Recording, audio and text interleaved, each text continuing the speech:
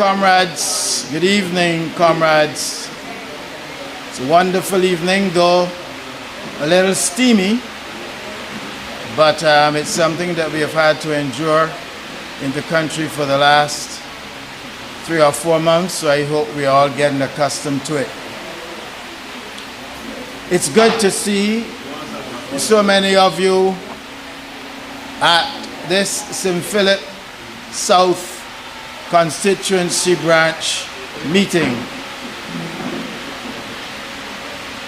I would just want at the outset to introduce myself. I'm Cedric Murrell and I'm the Vice Chairman of the St. Philip South Branch.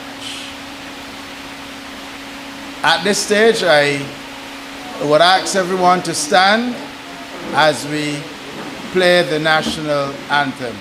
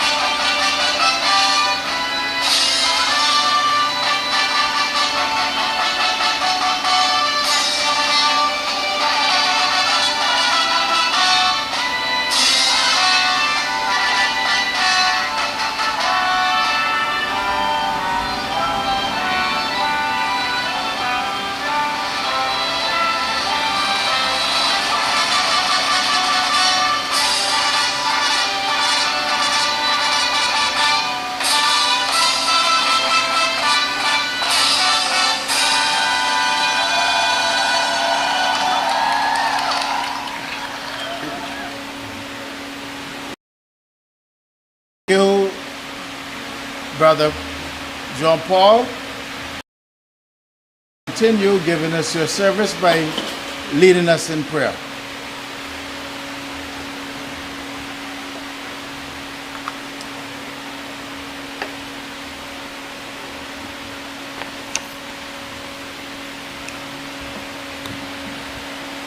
Lord God and Heavenly Father, we come to you in prayer for our country, Barbados, for our party, the Democratic Labour Party, its leadership and membership. Heavenly Father, we come to you today asking for your guidance, your wisdom, and support as we begin this meeting. Help us to engage in meaningful discussion, allow us to grow closer as a party, and nurture the bonds of unity. Say the prayer of St. Francis.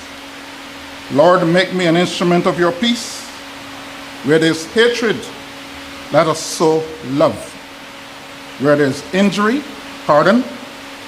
Where there's doubt, faith. Where there is despair, hope. Where there's darkness, light. Where there's sadness, joy. Divine Master, grant that I may not so much seek to be consoled as to console, to be understood as to understand, to be loved, to be loved. For it is in giving that we receive, it is in pardoning that we are pardoned, and finally, God, grant me the serenity to accept the things we can.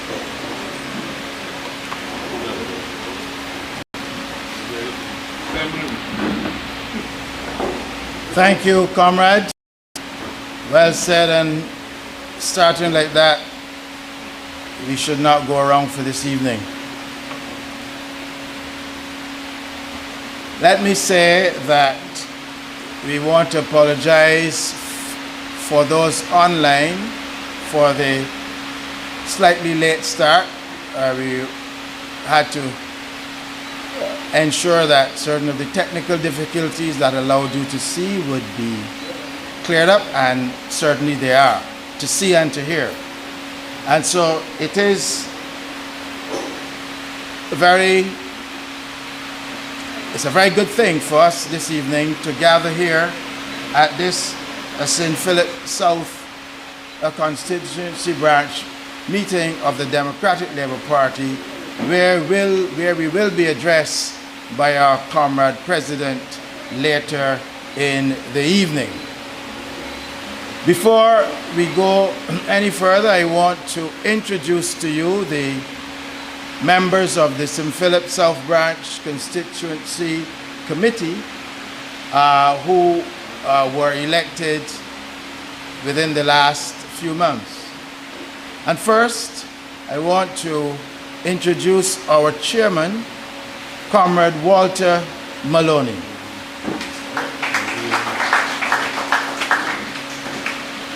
And then we also want to introduce to you our secretary, Comrade Annette Wood.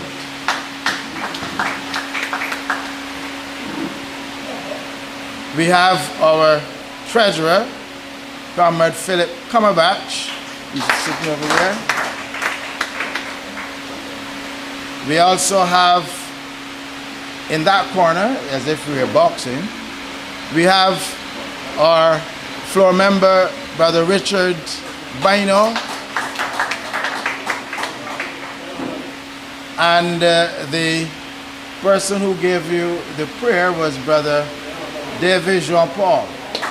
Jean-Paul is another floor member. Absent this evening is Comrade Neil Marshall, and we expect to see him very shortly.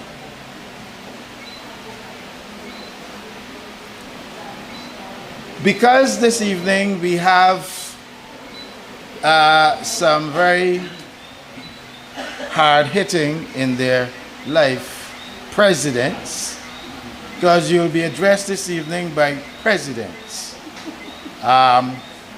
It is fairly rare that a meeting's principal addressants, if that's the word, would have been in their own right presidents of some power. But they'll be introduced later by individuals. But just let me say a very warm welcome to Comrade Pedro Shepherd and our president, Comrade Ronnie Yearwood, our General Secretary, Comrade Steve Blackett. We have with us a member of the council, Comrade Ricardo Harrison. I believe I see a few others. And yes, could you stand, council members?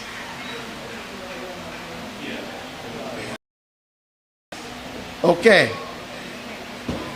Thank you. My job this evening is simple, and that is to keep the program running such that those of you at home will not have, as they say, any dead air time.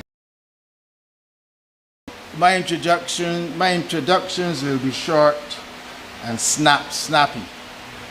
But it is really a pleasure for us to be able,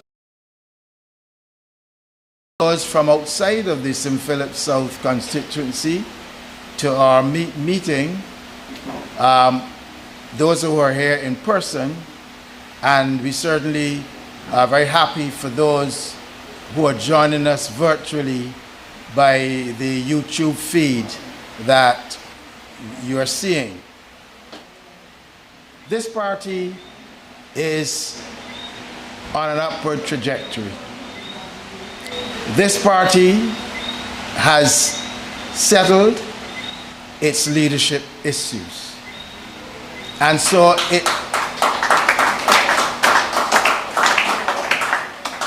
it is important for all of us to ensure, by making our presence felt in terms of contributing positively to the success of the party. Understand that comment, critical or otherwise, is not a bad thing. We need it. But it should never go to a rancorous situation. And so we in the St. Philip South Branch expect that we will set a tone among ourselves and certainly within the party, that we discuss vigorously the issues of the day, but at the end of the day, seek a resolution with which we all can abide and to go forward on. That is enough for me as Master of Ceremonies. As I said, I promised to keep the program going, keep the meeting going. Just two housekeeping matters. On the premises, the bathrooms are on to my right through that door, and we will certainly accept questions. So after each presentation, 5 minutes or so,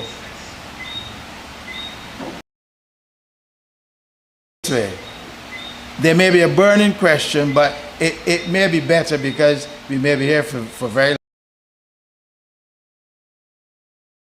at the end. But we really want to encourage participation. So from that point of view, I hope that your questions, when they come, will be short and snappy, because we are more interested in the answers than the questions themselves. So, to introduce our first speaker, I now invite Comrade Philip Cumberbatch. Philip will come to the podium and he will ensure that our first speaker gets a very warm welcome from you. Philip.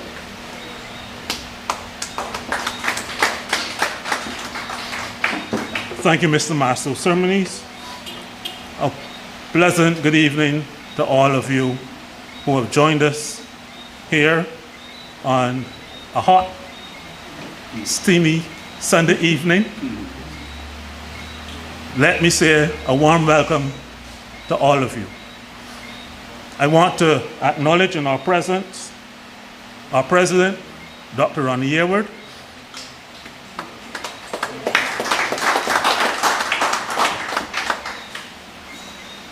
as well as our General Secretary, Mr. Steve Blackett.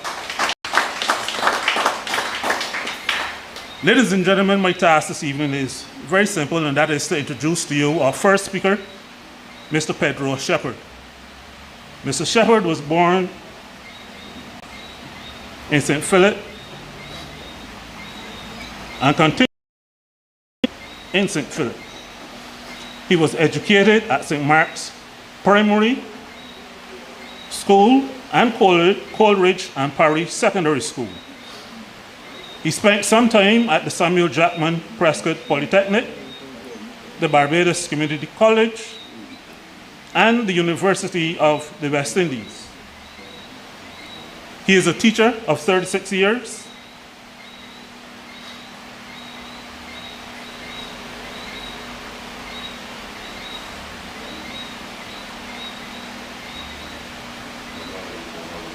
Technology isn't cooperating. Just give me a minute.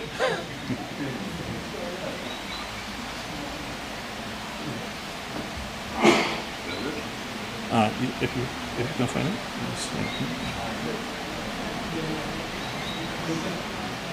Okay. Let me continue. Yes, he's a teacher of 36 years, a former president of the Barbados Union of Teachers, and currently acting president of the Congress of Trade Unions and Staff Associations of Barbados. He's a former candidate for the Democratic Labour Party and serves as the party's Assistant General Secretary. Our first speaker this evening, Mr. Pedro Shepherd.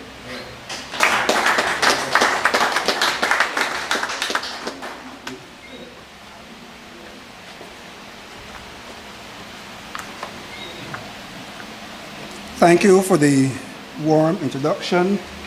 Good evening, head table. Good evening, colleagues. Good evening, members of the Democratic Labour Party, members of the diaspora who are following us this evening. My task this evening is a simple one, really. It is just to speak to you on matters affecting Barbados, particularly those affecting education. And because the country is governed so well, my task this evening should be a relatively short one, I presume. I am indeed pleased, however, to have this opportunity to share with you some of my feelings in relation to the state of education in Barbados, in addition to some other areas of concern. There is so much that can be said and ought to be said about how the affairs of this country are being managed by this Mayor Motley-led administration. Over time, we who speak for and on behalf of the Democratic Labour Party will unravel the issues and refocus this country as we prepare ourselves for its leadership. My prediction is that this is the last term for the Barbados Labour Party, and once we do what is required, we shall assume office shortly. I believe that your chairman has invited me to speak to the state of education this evening, and therefore to speak. I might therefore touch the surface of some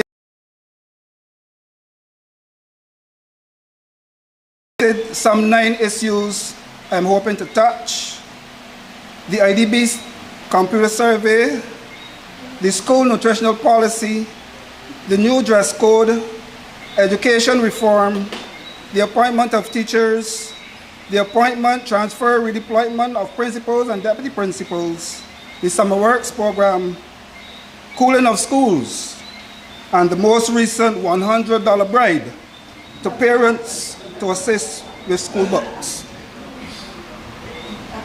Ladies and gentlemen, in September of 2022, hundreds, maybe thousands of Barbadian students were asked to complete the so-called computer survey or pretest of the IDB.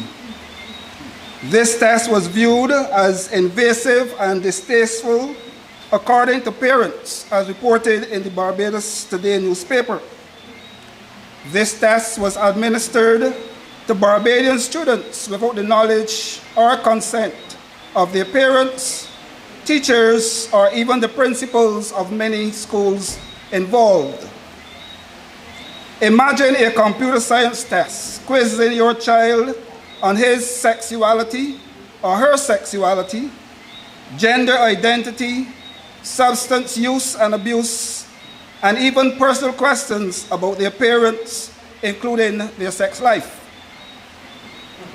This was totally illegal and bordered on criminal, and the chief education officer and the permanent secretary were not fired. Neither was the Minister of Education. I believe all 3 of them are answerable to the people of Barbados. None of them spent a day for that. I still believe that the Democratic Labour Party must keep this as a front burner issue, because as we learned then, it was not the first one administered. And I am sure under this administration, it would not be the last. The Democratic Labour Party therefore has a duty to keep close tabs on the relationship between this government and the Inter-American Development Bank, because someday we would be the government too, and we must remember that government is a continuum. The Democratic Labour Party, ladies and gentlemen, therefore calls on the government to assure Barbadians that the surveys are either in a vault or were destroyed, and to guarantee parents and students that none of the information of those surveys reach the IADB or government to assist in shaping future policy. The Barbados School Nutrition Policy was introduced by the Barbados Labour Party government last year. The policy expresses a common vision of the measures required to improve the nutrition and the physical being of students in the school setting. It applies to all public and private schools and educational institutions from preschool to tertiary. The 52-page document seeks largely to address the high rise in non-communicable diseases in Barbados. As usual, it started with school children and giving principals and teachers the responsibility to ensure that our young people eat well and exercise plenty. This initiative has 8 broad objectives, which I'm sure you can Google and read at your convenience. In short, though, it attempts to reduce overweight and obesity among school children, reduce the use and dependency on sugar-sweetened beverages, salty foods and snacks, increase physical activity and general wellness among the young people. It also encourages the drinking of more water by our school children. The Democratic Labour Party supports the initiative but questions whether government continues to allow the importation of these same things in schools, or rather in the country, and asking schools not to sell to children or serve as meals. Why import? We are aware of the involvement of the vendors in the discussion, but we are also aware that vendors must make a living too. And so vendors continue to sell these sugar-sweetened drinks, salty foods, greasy foods, etc. to our school children. We are aware of the fact that the canteen operators in our secondary schools have been complaining about a drop in sales, hence profits. It is my belief that the Democratic Labour Party needs to engage stakeholders with a view that when we form the next government, we can offer better. The new dress code. I'm sure you are aware of this new dress code. Even if you are not aware that it's a new dress code in place, you have seen children dressing differently, I'm sure. In January of this year, the Barbados government introduced the new National Grooming Policy for schools. Minister McConney said that it was long overdue, and they updated a previous code of discipline and dress code, not what it replaced. It replaced the code of discipline and dress code, which she said was over 30 years old. Again, this full policy can be found on the ministry's website, mas.gov.bb. All I will say about this policy is that it should be adhered to, but it should also be monitored. What I am seeing in our schools and on the streets is not necessarily what is in the policy. Sometimes we try to follow and pattern ourselves to the North American cultures and the North American systems, which are not always the best for us in the Caribbean. The effects of this liberal policy will be seen down the road. In my view, all it is a lot of cosmetics. Sadly, there isn't much positive to say about education today. Since our comrade Ronald Jones demitted office, I am not sure that the country can point to anything that has positively impacted education in Barbados. Between 2012 and 2018, as president of the largest trade union, teachers' trade union in Barbados, I had reason to vehemently represent them on several issues, and I had to do it because of the standard I expected from education and from Minister Jones. I expected a high standard from Minister Jones because he had alongside him a former president of the Barbados Union of Teachers, Harry Husbands, who was his parliamentary secretary, and he had as his chief education officer Dr. Karen Best. She was then Karen Best, she's now Dr. Karen Best, who was also my predecessor as president of the Barbados Union of Teachers. He was actually, in my view, Comrade Jones, one of the best ministers of education Barbados had. Since Minister Ronald Jones, this country has had to endure the Honorable Cynthia Bradshaw for 3.5 years. Endure.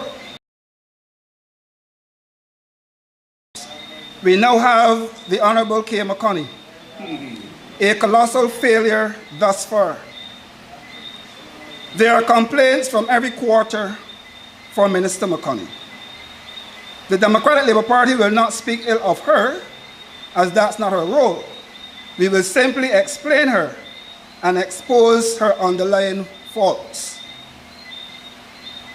In 2018, the Prime Minister appointed the Honorable Cynthia Bradshaw as Minister of Education to, in her words, complete what she left unfinished when of education under the late ONC. What it was, or is, because Ms. Bradshaw did not, COVID came and she had to provide tablets and other devices for every student and teacher in our schools. But the truth be told, this was actually started by our comrade Ronald Jones much earlier. COVID only accelerated it because it became a necessity. This, though well-intended, has been a catastrophic mess, and half of these devices are now not in working order or taking up valuable space under stairwells at schools. Our solution to the allocation and distribution of devices during COVID ought to have been different. My belief is that parents and children should have been given these devices as gifts. Maybe they would have cared for them better. We understand that government is a continuum and therefore would expect successive governments to continue projects and programs of a previous administration, even with certain modifications. However, the taxpayers will have to bear for this reform. Nowhere with this reform. By now we should know what is common entrance examination, including the transition from primary to secondary school. We should have some information on curriculum reform, teacher training, standards, our school environments, among other things. We accept that this is a massive undertaking, and as the Prime Minister said recently, on when she came in 2018, it was a 1-year or 2-month project. All of a sudden, it is now a multi-year project. So they will demit office, and we will not see any education reform, but the country would have had a bill of significant millions paying for people to operate in a unit. I wonder if the confusion with the deputy principals and principals was part of this education reform. Remember, they were talking recently about schools of excellence, etc. I would have to look back at the recent announcement and allocation of schools for schools of excellence and middle schools to understand what was done last Sunday night between 11:30 p.m. and midnight. The Democratic Labour Party must pay special interest to this, as we will have to deal with it when we form the next government in 2027 or before. I trust it will be before. Every September for the Michaelmas term, or the first term, there is a need by schools to buy or beg for fans. Usually they beg because schools don't have money. Every year, the first term is usually hot and humid. It might be true that recently we were experiencing hotter days and nights. Therefore, it was no surprise to hear our visiting Prime Minister announcing recently that she wants to put fans in every classroom, every lab, every office, every serving area, every toilet and bathroom at nursery, primary, and secondary schools in Barbados. What surprises me is that neither the substantive Minister of Education or the acting Minister of Education could have made such a wonderful promissory note. Then again, it had to be the Prime Minister to make the $100 promise to parents and guardians for the purchase or to offset the cost of purchasing textbooks for their children. Thousands are still waiting to find out who they are to go to get this money, and if indeed they are going to get this money. Lots of promises. I am to assume that next year, this same time, our children and schools will be waiting to find out who will be installing the fans, who will be retrofitting the many classrooms, offices, bathrooms, labs, toilets, and so on, to accommodate these fans. Of course, we know who will be paying the bills for the fans. Taxpayers. The installation will benefit. But then we have the high electricity bills that will follow. Approach to the cooling of our schools. Our approach would be for the medium to long term. If, as we know, the world will be getting no cooler anytime soon. For me, I believe that the government's approach, which would be the Democratic Labour Party's approach, I believe, would be to outfit all schools with solar panels to cover the basic utility costs.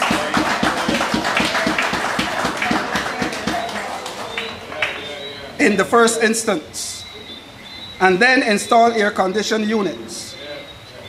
This would, of course, mean that the government would have to take education seriously.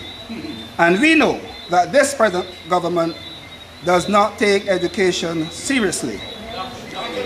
As a matter of fact, we are told that some schools had to budget the $1 million tree project. Of course, it costs more than $1 million. The $1 million tree project should have targeted schools as well for shade, beauty, and fruits. We all know that the Democratic Labour Party started the outfitting of roofs of all public buildings with solar panels between 2008 and 2018. Why was it stopped? This project was intended to save government millions of dollars over the medium to long term. If you take a look at the Ministry of Public Works, which was used as a pilot project, you will see the many solar panels there. Maybe the minister in that ministry, who happens to be our local Prime Minister, can give some idea as to the savings or monies earned from selling electricity back to the grid. Whatever we do, let us think of our children, They are our future. Let us protect and treat them well. As I wind down, because I know there are other speakers, let me just touch again briefly on what took place last Sunday, where the Ministry of Education found it necessary to call persons, including principals and deputy principals in our schools, starting at 11:30 midnight, 11:30 in the night, heading to midnight, calling principals and deputy principals to share with them the news. One thought it was good news, but it turned out to be bad news, because some 17 deputy principals were appointed and some 12 principals were appointed to our secondary schools. This in effect meant that the ministry had to be disrespectful, to decapitate our schools in placing these principals and deputy principals. Principals were called to let them know that in about 8 hours be deployed, or in some cases reverted to their substantive positions. I got a call around 5:30 the Monday morning from a friend who asked if I had heard of the news. Of course I didn't up to that point, but I subsequently heard of the drama. The Democratic Labour Party has already spoken to the matter, but will follow up, because it is unconscionable to even have contemplated what was done. I am told that in St. Philip, we have a resident in St. Philip who was principal at the foundation school. We all know the person has challenges and cannot drive. This principal takes taxi from 6 roads to Christchurch Foundation, be assigned to foundation school, but he now has to Alexandra School on the other side of the island. So it is a take taxi now from St. Philip to St. Peter in order to be principal of that school. Well, I am told that Alexandra now has no principal, because that principal is on sick leave. And I want you to do your own research, and you will find out that there are schools in Barbados today, as I speak, without principals, without deputy principals, without heads of departments, without senior teachers, all because of somebody or some persons believing that they had a right to interrupt the holiday of principals, deputy principals, senior teachers, heads of departments, to share news about appointments, of interviews, which were done early during the summer, and for which the results could have been known long before the 17th of September. Remember as well that these are principals who submitted to the Ministry of Education in July their organization for the schools, who met with management during the holiday, who during the planning week, the 4th to the 8th or so of September, would have met with their deputies, their management, their teachers, to organize the school for the year.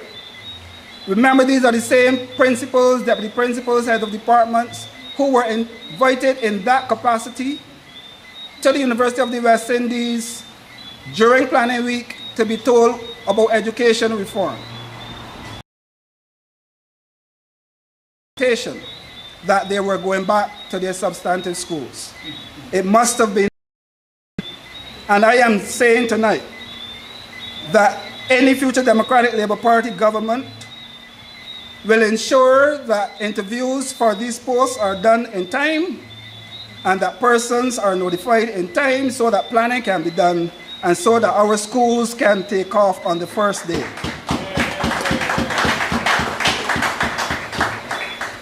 Education is too important for us to be making sport with education. And this evening, as I close, I want to call on all right-thinking Barbadians to look seriously at the effect that this decapitation of our schools by taking principals and deputy principals and shifting them can cause to our education system. That is your homework, ladies and gentlemen. Thank you and good evening. We will get 100% when we present it to you.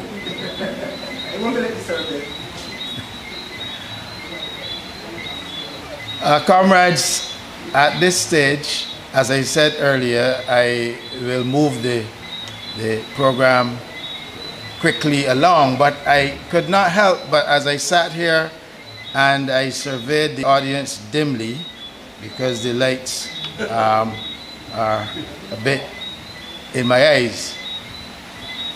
But I recognize that it is notable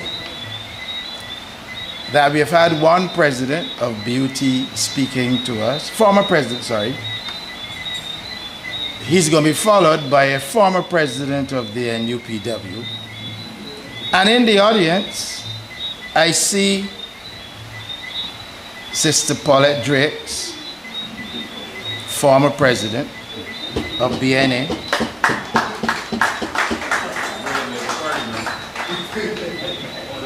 The Real Labour Party. I see to my right, Sister Undine Whitaker, former president, BUT. And I think I see Sister Mona Robinson, former secretary, I believe, of BSTU.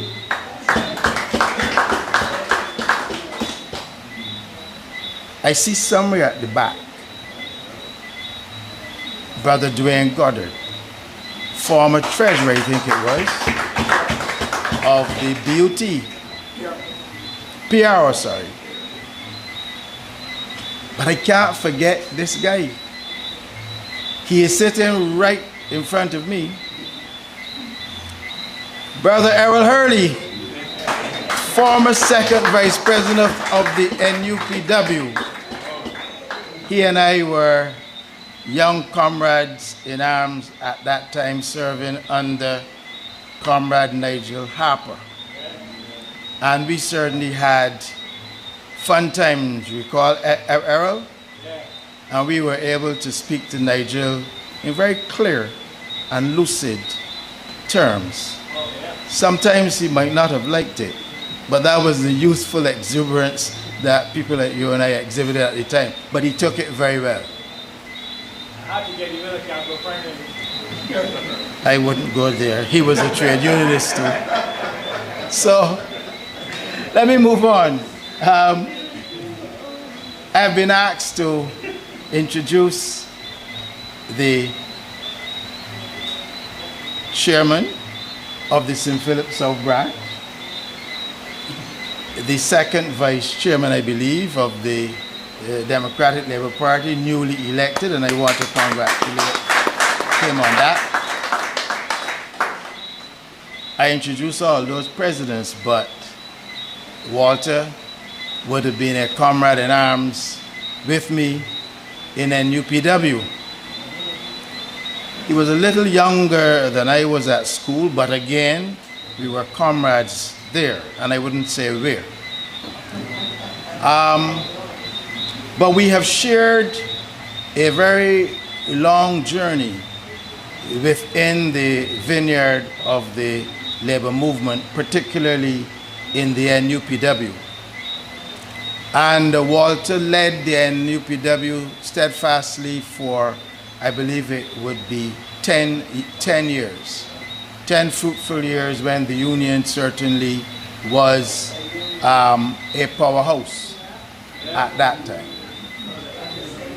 So Walter is no neophyte when it comes to leadership and understanding, dealing with people. And so we in St. Philip South chose him as our leader and chairman of this branch. And the party has now elevated him to a position on the party's executive. And I certainly want Walter to congratulate you on your movement within the fields of representation, because understand that trade unionism and representation in terms of politics do have twin objectives, though sometimes some people don't operate to tell us that that is so. But we who are steeped in it understand and know that.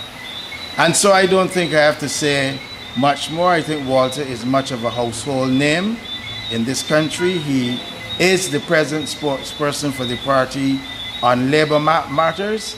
And so as I invite him to the podium, let's welcome Walter with it.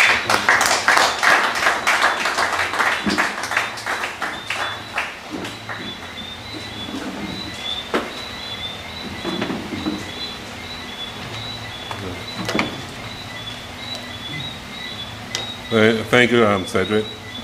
Good night, comrades. Good night to all those who are visiting the constituency of St. Philip's South. All those who are listening on YouTube, whether on island or off island, we welcome you. Like Cedric said, there are some persons within this audience that I would have known for a great part of my life, and I will not call all the names again. I welcome the President of the Democratic Labour Party, along with the General Secretary, and also all those who are or would have been elected, whether to the General Council or to the individual branches. I welcome you, and I thank you on behalf of the Executive for being able to stand up, raise your hand in the air, and says this is the time the Democratic Labour Party need to recover and take over the reins of government, because what we are seeing in this country, we certainly cannot allow to continue. I would also like to welcome my friend, better known as Wamping, but tonight his name is Anthony Wood, who was a former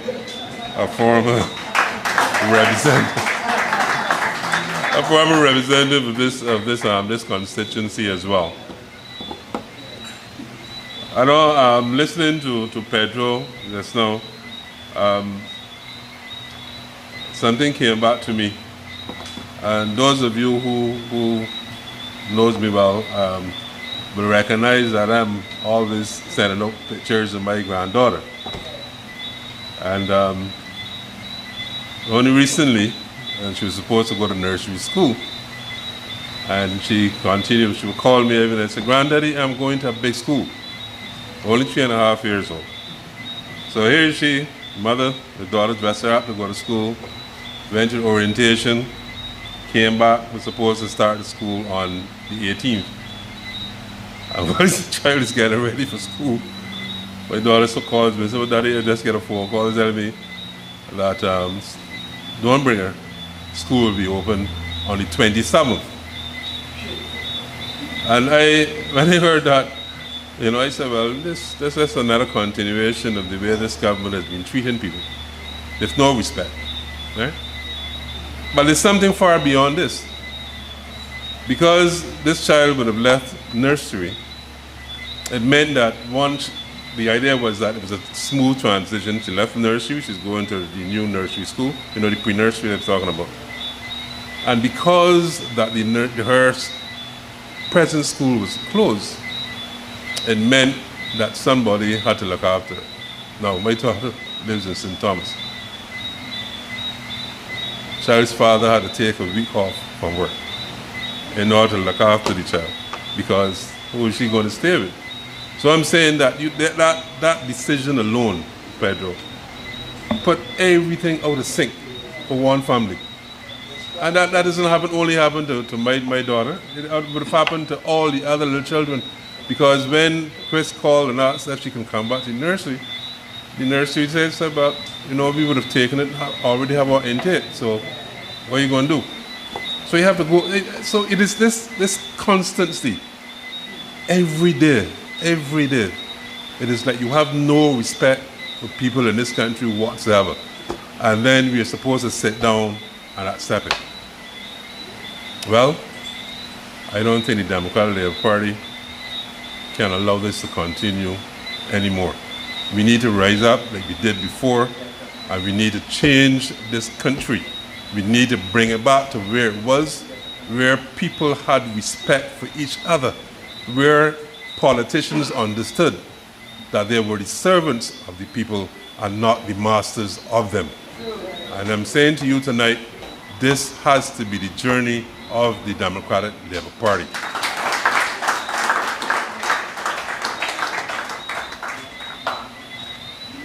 The theme for tonight is unmasking the incompetence of this government.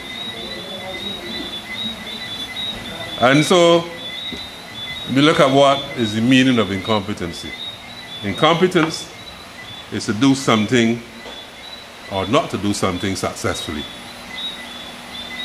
So you can tell me whether or not we have a government that's functioning and doing things successfully. So I'll start. This country, comrades, is facing its worst period of incompetent leadership. We have never had it so bad. Every day, we are faced with bad legislation. Every piece of legislation that comes out of Parliament is bad. It is flawed. It goes to Senate, it has to go back down. It is bad. And don't blame public servants, because at the end of the day, we have an Attorney General whose responsibility is to make certain that legislation is done in the correct way. That is what he's being paid to do. We have inept decision making. My granddaughter calling me crying, "Granddaddy, I can't get school because the school closed." That's inept decision making. And it's not only in education, it is in every ministry. That is the issue. We got poor management of resources. You see what's happening in the hospital. The hospital. You know, I find it very, rather strange. You know, I've never heard, maybe I might be wrong, but somebody should correct me. I have not heard the Prime Minister so far made any statement on the condition of the hospital. And I keep wondering, I know there is also a minister, and I'm still yet to hear the minister speak on the condition of the hospital. But every day, all of us in here, all of us, have a family member, have a friend who will go to the hospital and find it someplace that you don't really want to go. And this is a hospital that we held up in the Caribbean. People from the Caribbean used to run to Barbados, and now it is a shambles of what it was. So we have a total breakdown in key areas of health and transportation. We have rising food prices and a slew of unconscionable taxes and levies. We have a public service which is wrought with supersession, bad industrial relations practices, minimum to non-existent resources, nepotism, and downright unfairness. And let us be clear, all of us in here know somebody who works in the public service. All of us. And if we are true to ourselves, we will hear the stories. Pedro spoke about those principals and deputy principals. It's not only principals, you know, or senior teachers. There are ordinary teachers who got phone calls as well. Like the young lady who lives in Mangrove, that teaches at St. Martin, that got a phone call and tell her she has to go to Bay Primary. Think about that. She can't get on the bus and ride for free. She has to pay. That is being unconscionable. We have competent persons of integrity and highly qualified, and are finding ways to exit the public service in order to protect their mental health. Now let me tell you, if you don't think that's a joke, it is not a joke. There are more people in this country seeking help. I never knew that psychologists and psychiatrists was in such demand about it. There are people in this country who are suffering and they are looking out for help. We have recently saw increases in suicides. I would like to know the number of persons or families that have started to be broken up in this country. We have children experiencing some most horrendous abuses that you can think about. There are people in Barbados who are saying, enough is enough. I am coming out of the public service for my mental health. My mental health is more important than going into work every day and people shouting at me and trying to make me to do things that I know is illegal.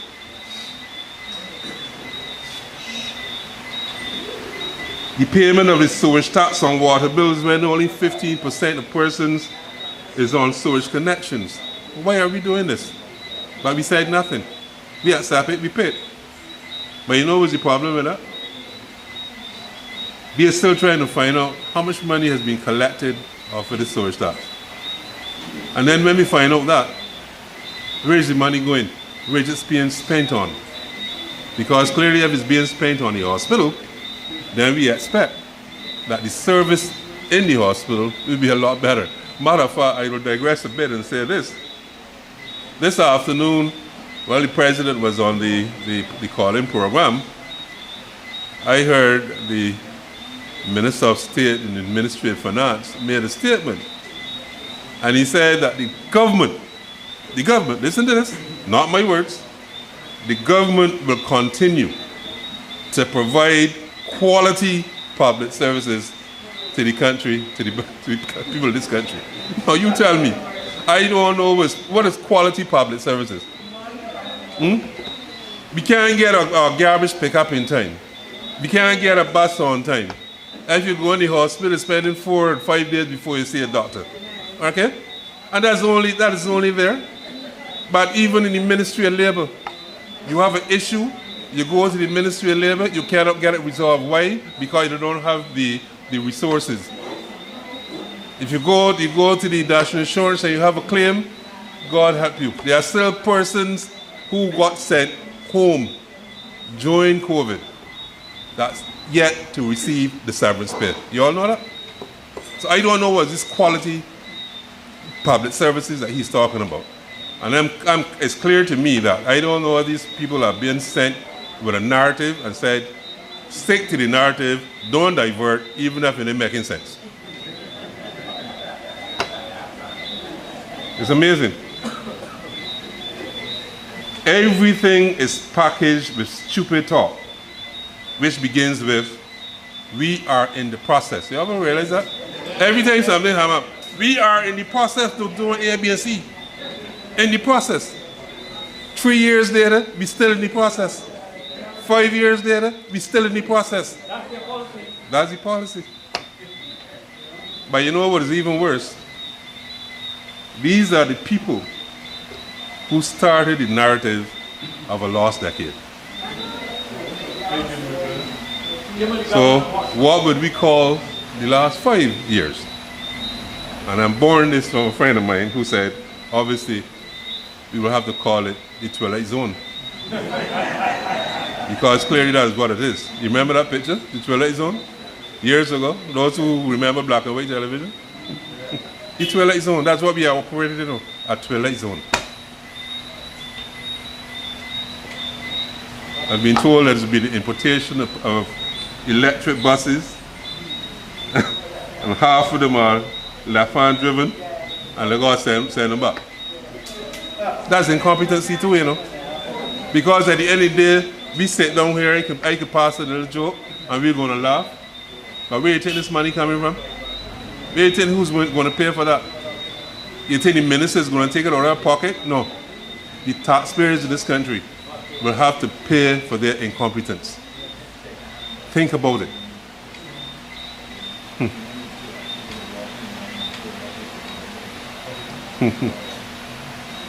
The failure to purchase a new incinerator. Now, you know, there are certain pieces of equipment that's attached to a hospital. An incinerator is one of the most... important pieces of equipment that you should have. Right? That you should have. So we've got a lack of proper equipment and shortage of employees. That's another thing, you know. We have a manpower problem in this country. And the issue with this here is not that we do not have qualified people in Barbados. The issue, brothers and sisters, is that if you ain't wearing a red shirt, I am so serious. If you ain't wearing a red shirt, you can send your daughter or your son to the best universities. They don't work for them, not in this environment. And if there's work for them, they're going to be given a job beneath their competencies. Because they're not going to rise to the top. They're not. This is the Barbados that we are living in. And we are making excuses. I always hear my father said, you cannot make excuses for bad behavior. And it's time we stop it. We need to stop it. Stop the excuses. Stop it. But you know, after the protestations of the NEPW, and which, thank God, seems to be coming out of its slumber, the Minister of State, Dr. Brown, stated that they are trying, what they're trying to do? Speed up the process.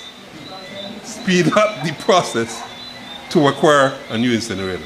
Can you imagine that? Can you really imagine that? We are trying to speed up the process. But in all fairness to Dr. Brown, though, in all fairness to Dr. Brown, where was the Minister of Health? In fact, where is the Minister of Health? Isn't it not Dr. Drew, the most honorable, or whatever it's called itself, the most highest honorable, something like that? In the United Nations. Okay. That, brothers and sisters, is incompetence. Playing with the lives of workers and citizens of this country. That is what you're doing. That is what you are doing. The long overdue start of the Hyatt Hotel. There you go. I talk about everything. The long overdue start of the Hyatt Hotel in Barbados. And this is after, I know a lot of people here don't like to hear her name, Mrs. Ram. But 2 rounds don't make a right neither. I don't care who it is. But after all of that, and after acquiring land and giving it to a developer, you could pass Bay Street and tell me if you see any movement in Bay Street. But you know what's happening? You know, in St. Lucia, the Hyatt Hotel, the Hyatt chain, has just opened a resort in St. Lucia. So St. Lucia could get it done. But we can't get it done. But we've been touting this hotel that's going to bring, 600 new beds and all sorts of things to this country. Can't get it done, but St. Lucia was able to get it done. And we have the person who, some person who says the best prime minister this country has ever seen. There's no track record on anything. On anything, and they say so unequivocally. Let us look back at your record in public service in this country. Every ministry that you had. Tell me one thing that you would have done to move the ordinary working class Barbadian to a better place. Just tell me one. And I ask Barbados, their party supporters, you know. I don't quarrel. All I ask is one thing. Just tell me one thing that this great person would have done besides borrowing money. Besides borrowing money and putting us further and further in debt. Right? Yeah, and becoming a frequent flyer. It is amazing, but tell me one thing, and if you all look back, tell me, if Pedro talk about it, she was the minister responsible for EduTech. She was the minister responsible for Home Affairs. She was the Attorney General. She was minister responsible for Economic Affairs, brother. My good brother is here. Owen Seymour Arthur silently got rid of her. Not a clue. Not a clue about anything. And that is why every time the president of this party gets up to speak, you have never heard one refrain from the prime minister. She ain't gonna do it neither. She will send her minions to do it. But she's not going to get up and try to attack him or try to debate with him, because the level of scholarship just in there.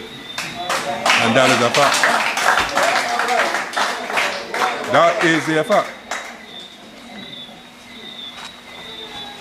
It is time that this party call out people. We have done it with, I almost said professor. I almost said professor, right? But we have been given this person and thrown on top of us. Who is better than Woody? As a matter of fact, he can't even walk in Woody shoes. Okay? But he's working for astronomical salaries. And I'm asking the question, please point me to one thing that this person would have done to make this country better. I'm asking. I'm not talking about paradise, I ain't getting in that. I am not getting in that. But please tell me one thing. One thing. So we've had a prime minister who all over the place, speaking on all sorts of issues. Now obviously now we have not seen the benefit of it. I read in on the Antigua news that we have encouraged the African Export and Import Bank into the Caribbean, led by her. And the Prime Minister of Antigua is telling the people, the rest of the governments in the Caribbean, have nothing to do with these people. Have nothing to do with these people. Their rates are not concessionary rates. These are people who come in to make money off of the poor black people, the poor citizens of the Caribbean. Okay? And we need to open our eyes and see what is really happening around us. And this is not by chance. This is not by chance. This is not by chance. We've gone to Ghana, and we've gone to Kenya, and they like the idea of reaching out to the African diaspora. I am an African. I'm not ashamed to say it. I am African. I have too, but I'm African. And African has nothing to do with if they're born in Africa or not. But this color doesn't identify me as a European. And it certainly doesn't identify me as Indian. Okay? And so this is me. But leave it as that. We have reached out to these people. We were promised plane loads of people coming in Barbados, direct flights from the mother continent. Right? Have anybody seen any? Huh? Have anybody seen any? But you know what is amazing though? You know there's a direct flight going from Ghana to Jamaica though.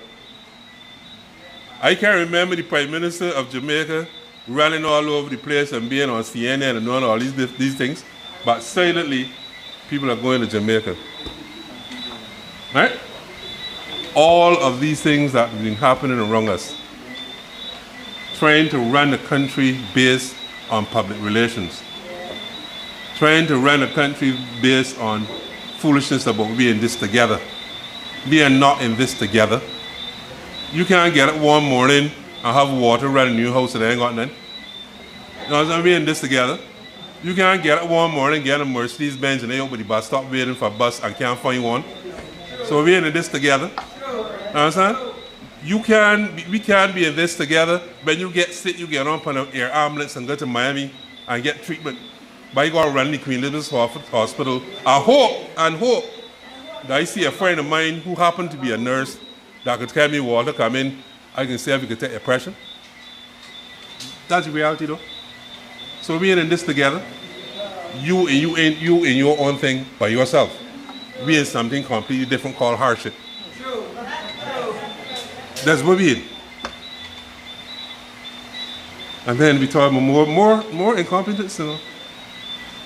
Recently, Out of the Auditor General's report again, we heard about this project delay of the digitization of the public sector records. Do you remember that?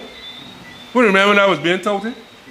As soon as it came in, we are going to reform the public service. We must move to digitization. And we got this young lady who is a guru on these things. And so she has been appointed as the minister responsible for the whole digitization. Now let me read this thing here. The report states, it is not likely to meet the 2024 date set for completion. This also runs the risk of not meeting all of its intended objectives. And this is the Auditor General's report. Now listen, well, I'm not saying this, not Ronnie here, but not Steve Blackett. This is the Auditor General's report that they're trying to discredit. They're trying to discredit the Auditor General's report as we speak. But when the Democratic Labour Party was in power, they held it up. They held it up as the sword of Damocles, man, being cut off on the heads. Because why? Everything that was said in there, the Democratic Labour Party was responsible for, and we were doing all sorts of on-the-hand things. But now the report is out. Oh, no. No, they don't think he's knowing what he's saying. No. We don't do it like that. And they know not one of them, they come on and say, you better realize it.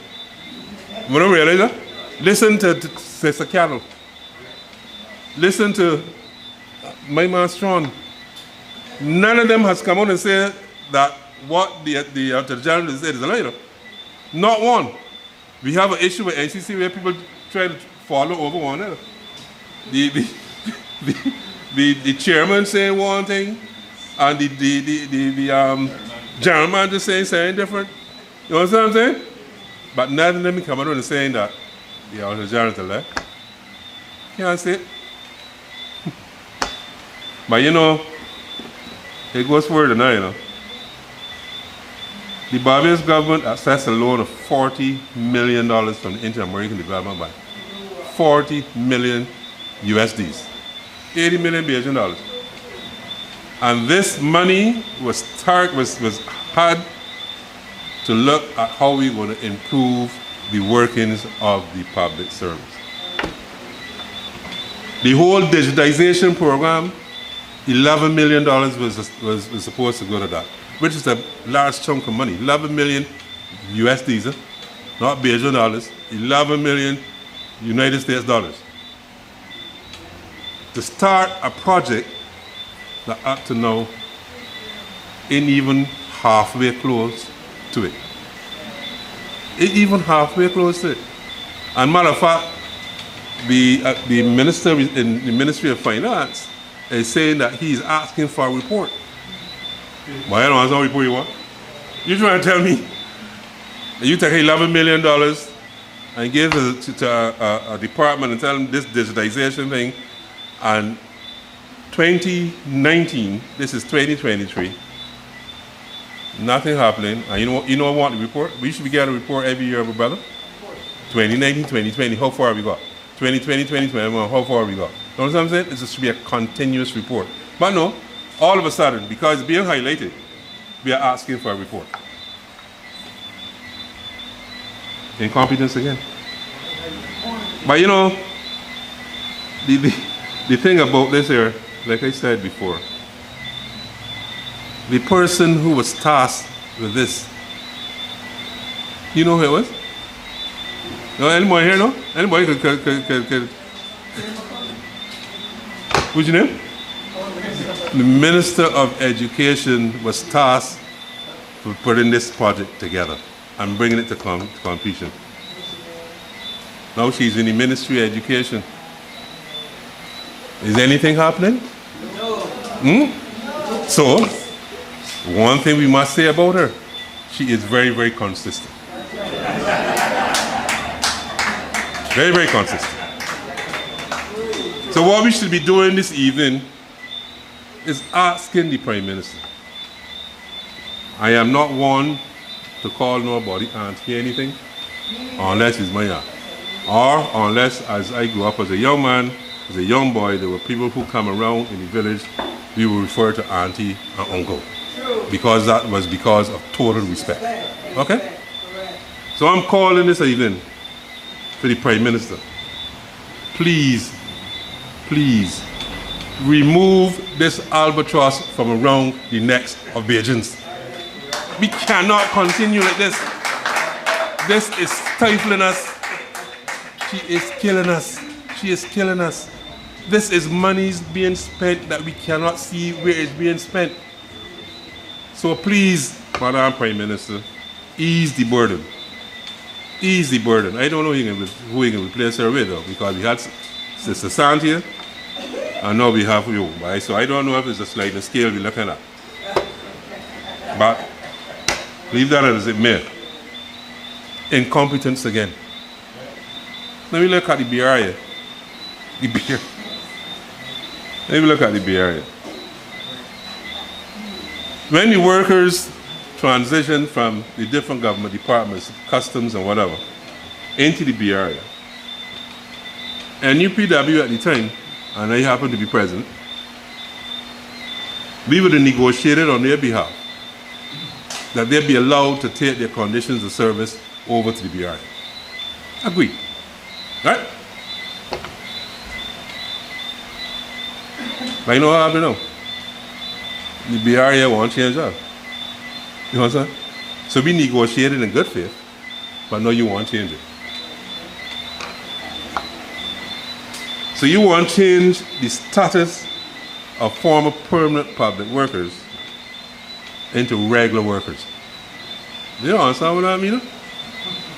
Into regular workers. So in this country, you're not supposed to stand up and say anything, you know. But anytime you stand up and say something, you're branded. You're branded. And fingers are pointed at you.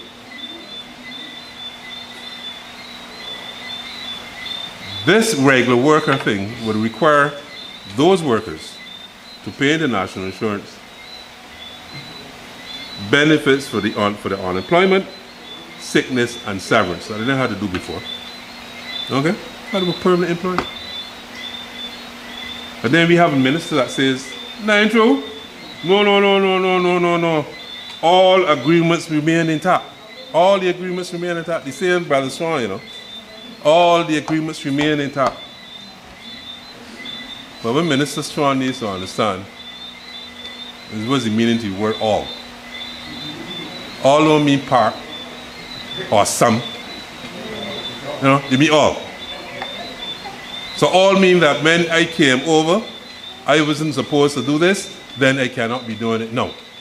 Okay? If you look at people who are coming over to Bra, fine.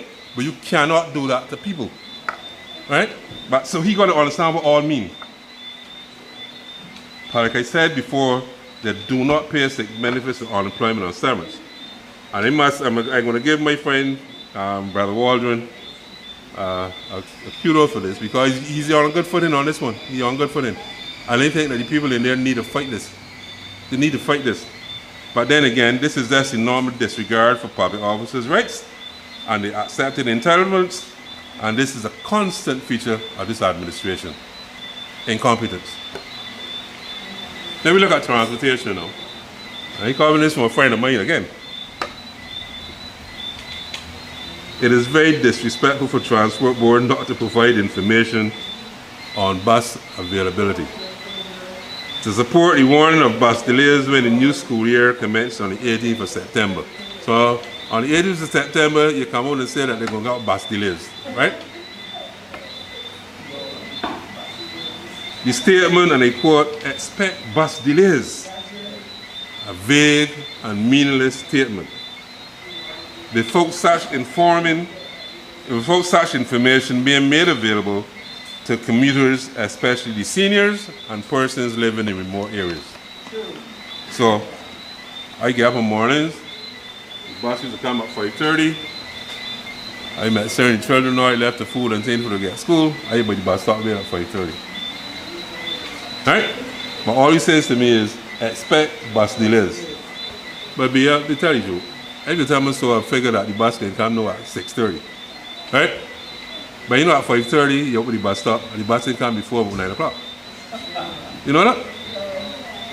But you remember, I can go back a bit. You remember when the Democratic Labour Party used to get real licks for transportation about it. You remember that? Oh my Lord, man. Buses people can't get home. You all remember that? Huh? Went all over Barbados complaining about this. And here we are now. Here we are in 2023. People can't get work. But I want to tell you what's the real issue with this, huh? What's the real issue with it? It says it takes 153 buses to service this country. All right? But you only have, what, 65 of them working? Right. So imagine this. Children on vacation. So there's no pressure with children to catch the bus. But still, people who are going to work will still under some traps, some problems, right? A lot of pressure. Because the buses with 65 still can't service them. Now tell me what happened now. All y'all who got children going to school.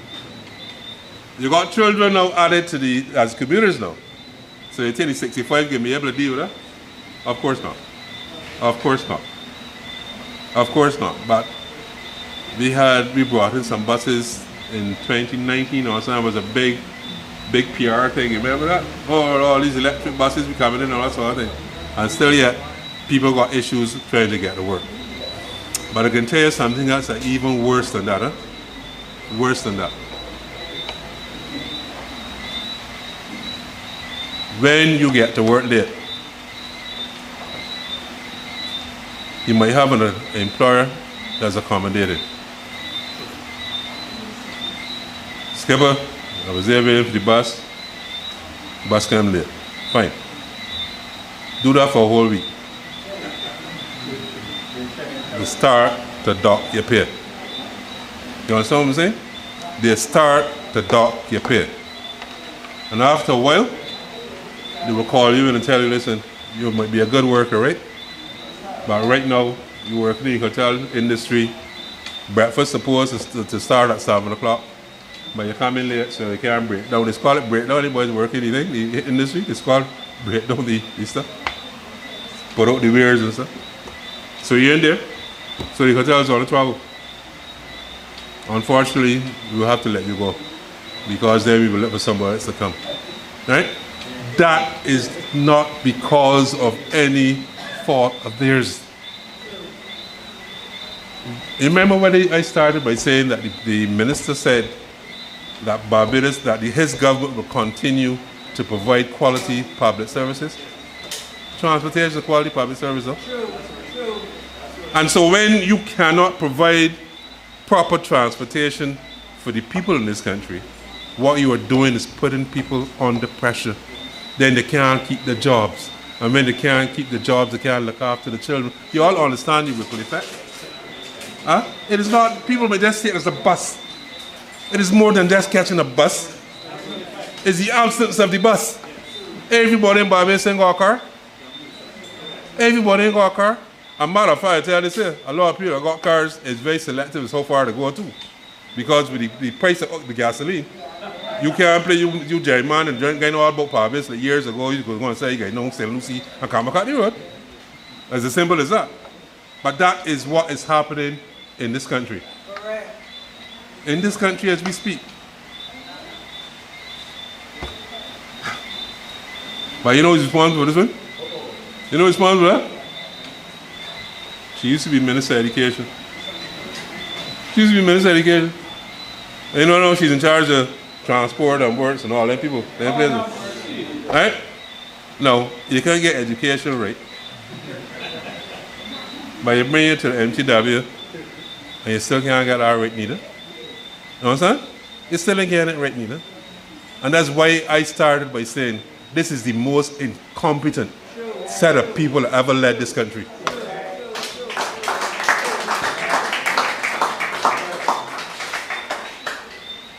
And they have no shame, you know. None. Because when something goes wrong, they don't ever accept blame, you know. Them public servants, man. Them public, it's them that causing this to happen. You know a public servant that can go about a bus? You know a public service that can go and vote for money to go and buy an incinerator? Huh? The buck stops at you. True. It stops at you.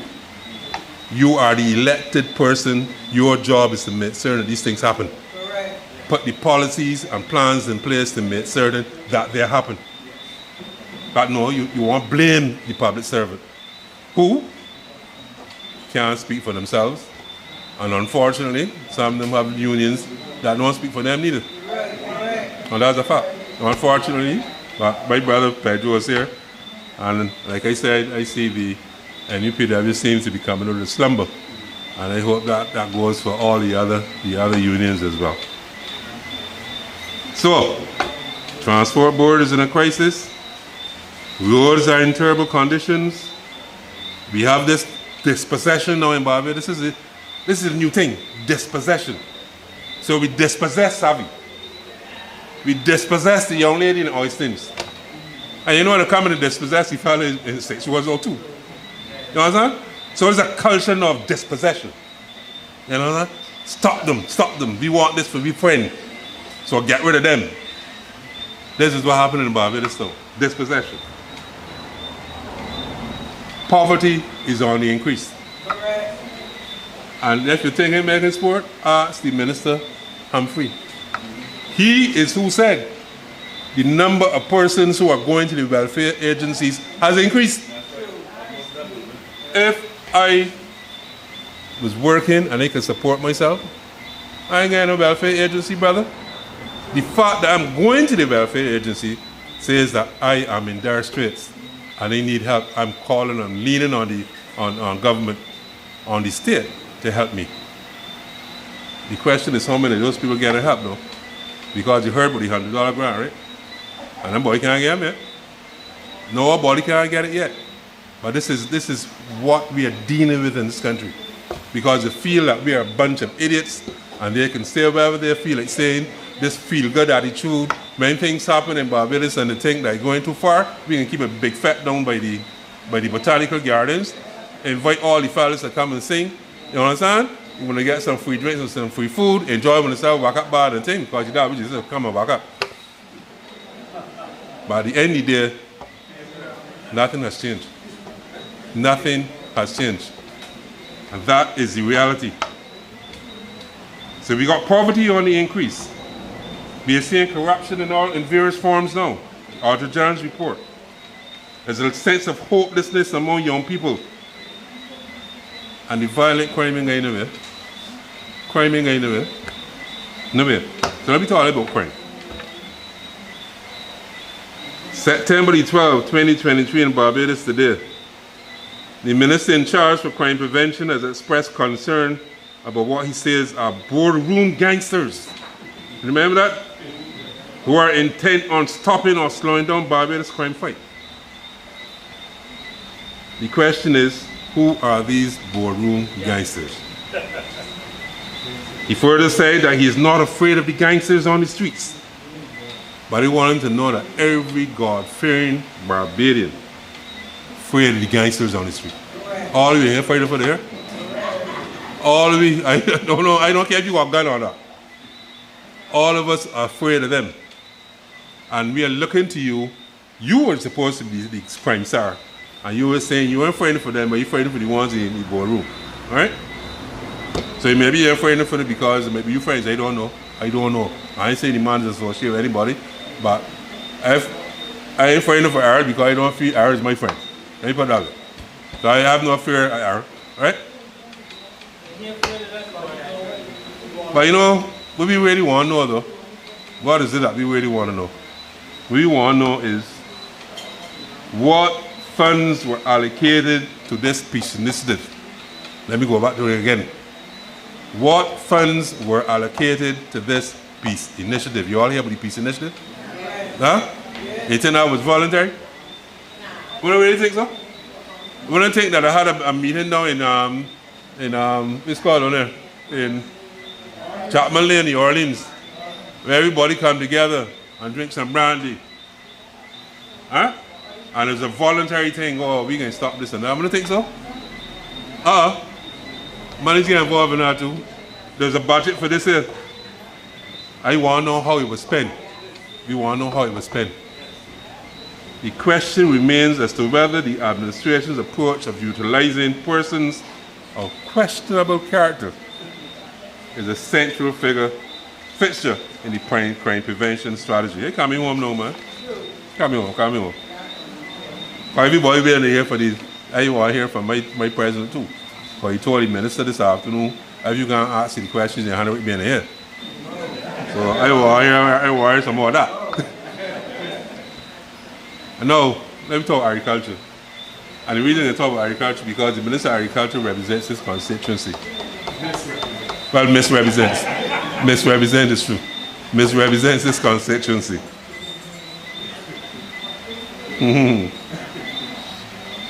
Recently, we have seen an increase in water rates for farmers in the BADMC irrigation districts. Huh? Thanks again to my brother. Rates moved from 66 cents to $1.80 per cubic meter. And this represents a 172.7% increase. In other words, a farmer paying $500 per month to BADMC will now pay $1,363.50 or $853.50 more monthly. Similarly, a farmer paying $1,000 per month will now be saddled with a water bill of $2,727 per month, or $1,727 more. So it explained to me how can a small livestock farmer or a small farmer survive on these rates. More persons out of work. More people can't look after the families because of this. This is incompetence. You cannot be the Minister of Agriculture and putting this kind of burden on people. A matter of fact, in St. Philip alone, where you got small subsistence farmers, you're putting them out of work. You're putting them out of work. There was no discussion with people about this here, but you increase the water work. People in trouble. This is incompetence. And I hope and I pray that when the bell is rung, and I hope that the bell will be rung soon, because you don't think we can continue with this burden on us. We must tell Brother Weir, not thank you, but please leave us alone. True. Let's go. I am so serious. Just go, pick up your bundle and go along. Because you have done nothing. You have done nothing in the years of being a Minister of Agriculture to make agriculture into an industry that people can live off and with respect. So we'll go along.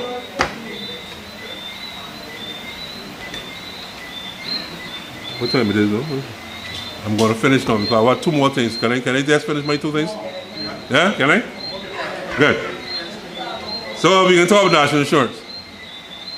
And I can say this, right? In light of the chairman's admission that the legislation is flawed, remember the chairman?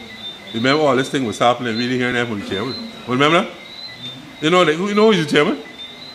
You know who's the chairman? Anyone know who's the chairman? You all thought that we were driving this with the chairman, huh? Because he was talking about, sir. He's deputy chair. He ain't the chairman. The chairman is, we name again? We name again? The lawyer, the honorable lawyer? Huh? Leslie Hills. He's the honorable too. He got what next to him?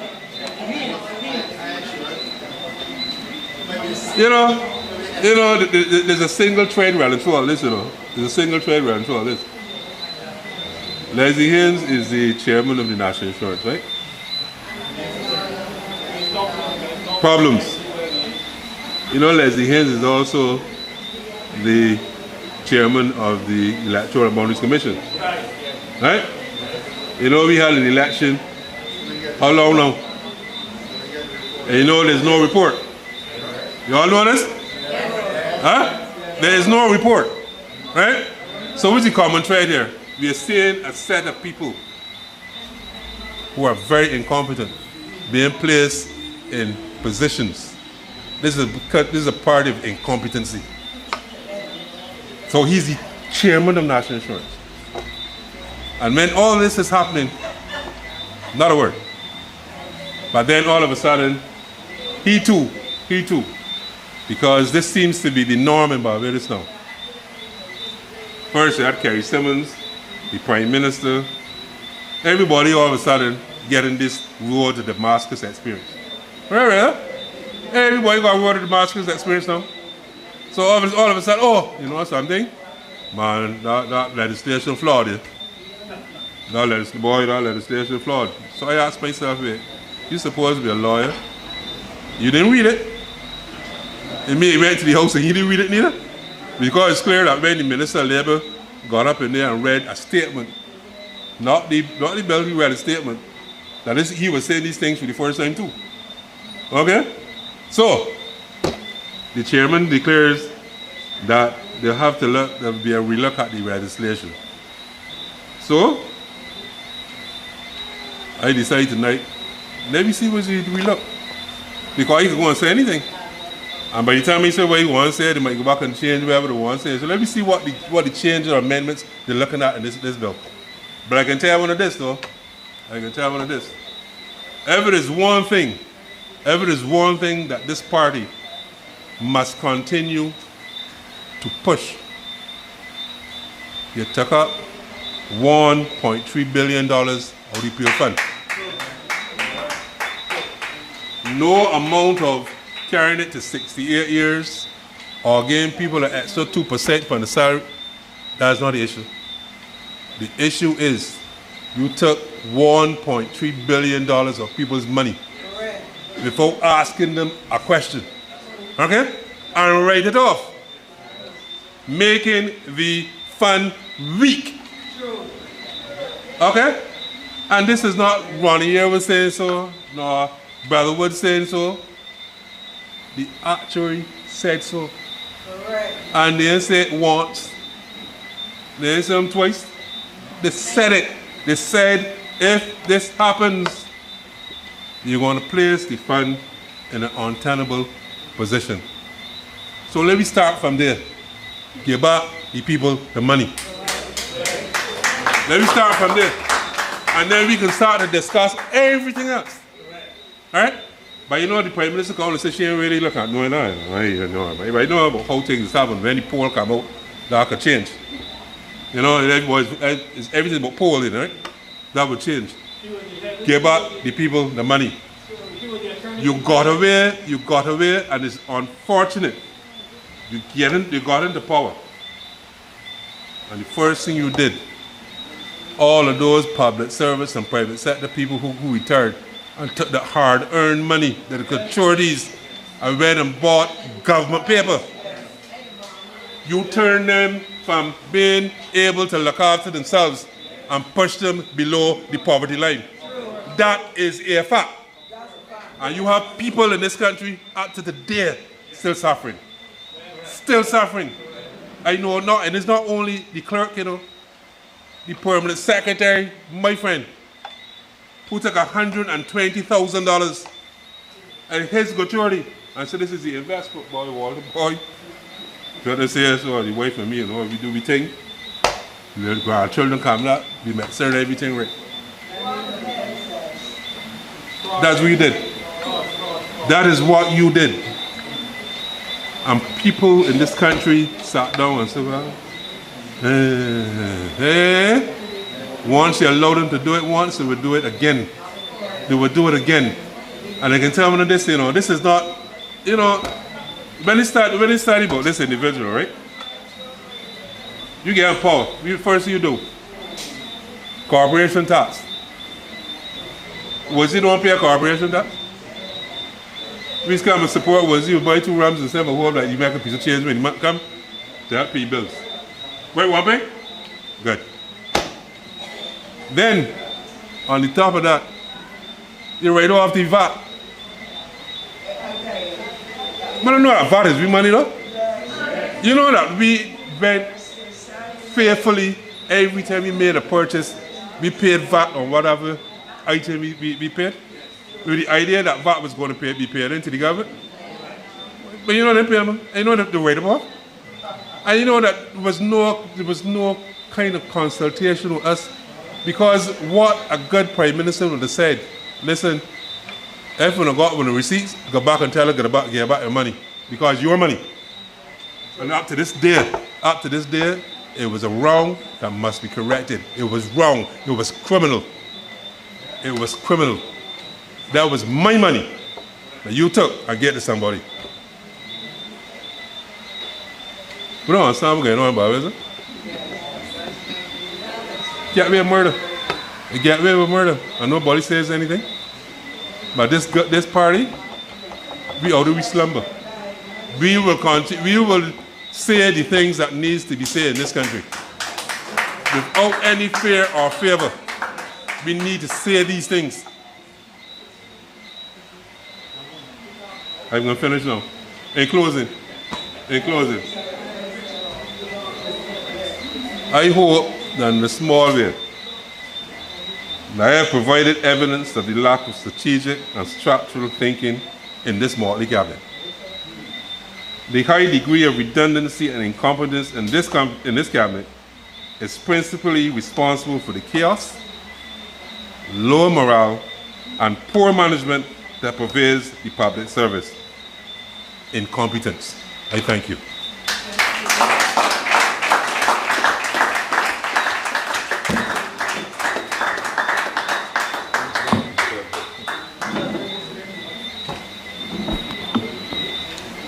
Round of applause again for our chairman, who's delivered an address that is chock full of information, chock full of insight, and certainly some foresight. And so I will leave the vote of thanks to Sister Annette, but I think on behalf of the branch that we certainly are being led very well by Brother Walter. At this stage, we need to move to the main ingredient. And the main ingredient, that is, Comrade Dr. Yearwood will be introduced by Comrade Richard Bino. And Richard has done his research. And so, come forth.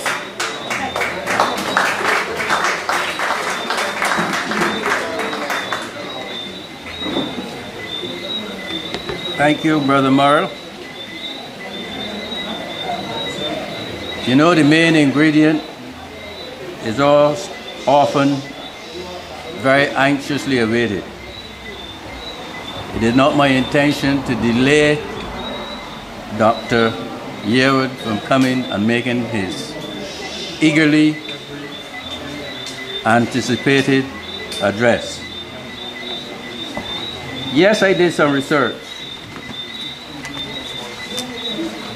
3 pages of information on the achievements of Dr. Yearwood, academic ones. 3 pages. I ain't dealing with those though. Because if I did, it would be too long. Yeah. He was born, his mother tells me, in Boscobel, so he can't dispute that. But our education system produced him, and our university prepared him to go on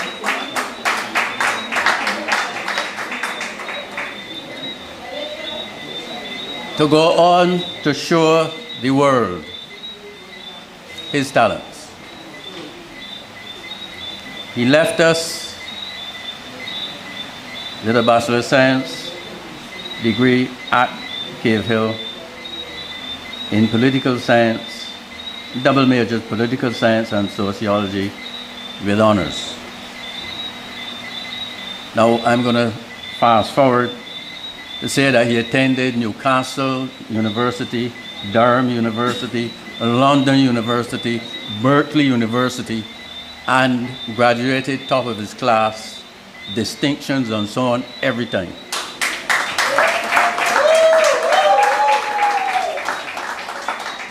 This young man, because he's young to me,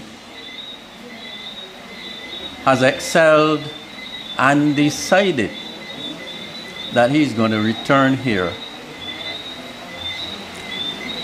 to contribute towards this country.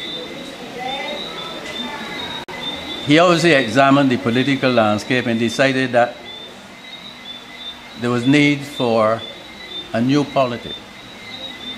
He said it, he's articulated it, he has shown the discipline, not only in his academic work, but also in his utterance as it relates to the things that are happening in this country today.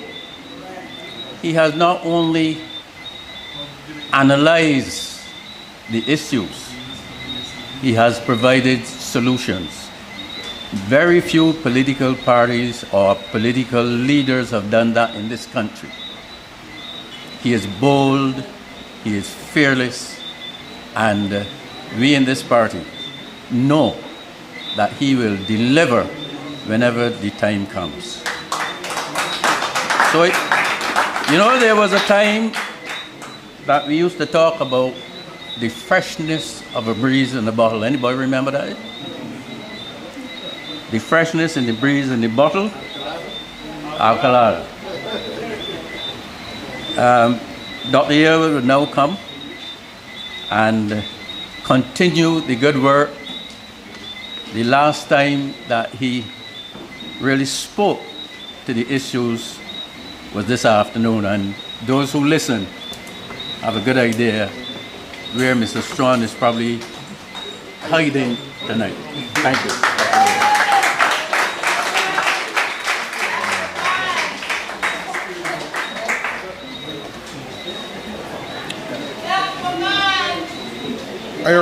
I already got a wife though, so Good night to the Democratic Labour Party family. Good night to those viewing online. Good night to those watching everywhere. Good night to the good people of St. Philip. I want to start by thanking St. Philip South Branch for inviting me here tonight, and to say that I always seem to be in St. Philip these days. I was just here yesterday.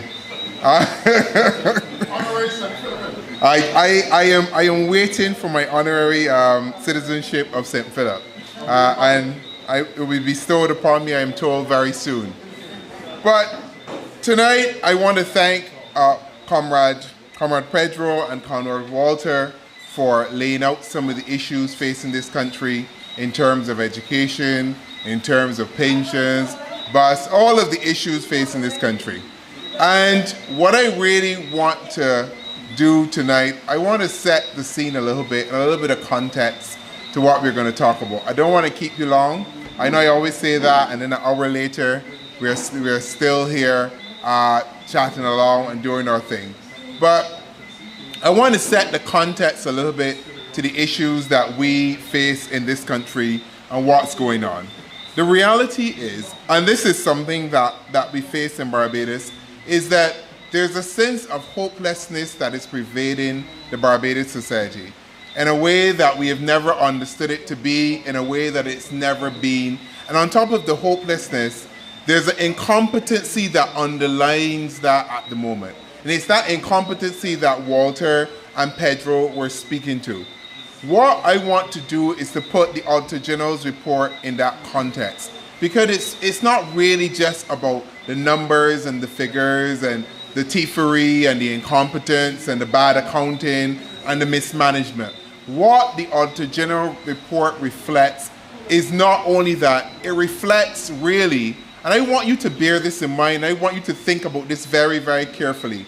It reflects really a transfer of wealth from the poor to the richest in society. I want you to pay attention to that. It reflects a transfer of wealth from the poorest to the richest in society. Because what bad governance entails is that the poorest are often punished by bad governance. The incompetence of this government is not just about the fact that Ryan Strong could not defend the government's program today. We're not, what, I don't know, or excuses, or the fact that you could have Minister Caddo, our former minister, go to Parliament to try to discredit the Auditor General's report, and then you have folks saying, if you listen to the whole clip, it is not as bad, etc. The point is, the context is there for what looks like an asserted, concerted effort to discredit the work of the Auditor General and to discredit the work of an agency that works on behalf of the people of this country. I can be real with you. During the period of the Democratic Labour Party, we got our licks for the Auditor General's report, and let me be honest, rightly deserved. Rightly deserved. Don't fool yourself. Don't come here talking about nothing that happened. Some of the very issues that happened during that period happen now. They happened in the 2003 up to the 2008 period, and they happened from that mid-90s period with the first Oinata administration straight through to the DLP administration. So these issues have been going on for more than 20, 30 years. Let us understand that. Let us put that in context. The Democratic Labour Party is really booked in by the Barbados Labour Party at the beginning of this incompetence and this mismanagement and this pilfering, and the Barbados Labour Party now at the other end of this mismanagement and this incompetence. That is what we have going on. The reality is now the Auditor General's report reflects a level of incompetence that is turned into a level of hopelessness because of the depth of the mismanagement of this current government. So I want us to understand that. I don't want us to play politics with these issues because there's no point pretending that the Auditor General's reports weren't being written throughout the period that the Democratic Labour Party was in office. It was. The reports were there. The reality is we didn't try to discredit the reports or the value of the work done by the reports. There's no reason to discredit the very Auditor General that is trying to assist this country and move this country forward. You have to accept the reports. You have to accept them with a sense of honesty and responsibility. And that is what was lacking today from Ryan Strong's assertion. That was lacking from the government. The government of Barbados has not yet come out and said, I accept responsibility for what I see in those Auditor General's reports, and I will do better. That is really the essence of this. And by lack of ownership of the problem, they can't own a solution. Because how do you create a solution for something that you're claiming does not exist? So that's why we keep going around in circles and circles and circles on the Auditor General's report, because very few people are willing to take the leadership of it. And there I say, and I will say this loud and clear, I am the only leader right now in Barbados that has the moral authority to speak on this issue, because I have never been involved in any of the issues. The reality is every other leader has been involved. The current Prime Minister was involved in edutech, prisons, Crab Hill. We could go on and on and on and on and on with the issues. Some of the very same ministers are now deputy members of the Senate for Golden Showers. Greenland, a toffee paper in sea. We could talk about these issues. We know some of the very issues under our watch. We can go on and on about these issues. The reality is, what is the solution to make Barbados work better? And when will we have leadership and a political party that will stand up and say, I am responsible, I will take leadership, these are the problems, these are the solutions, this is what I will do for the people of Barbados. And that political party has to be the Democratic Labour Party. And I will explain to you why it has to be the Democratic Labour Party, because we are big enough to admit and understand that there were mistakes made. And there's nothing wrong with that. There's nothing wrong with owning the reports that occurred under the Democratic Labour Party and saying, I get you, Barbados. I get you. I heard you. You did what you did. 2 elections. We understand, and we will do better, because that is what a responsible government does. That is what a responsible party does. We ain't trying to blame the civil servants.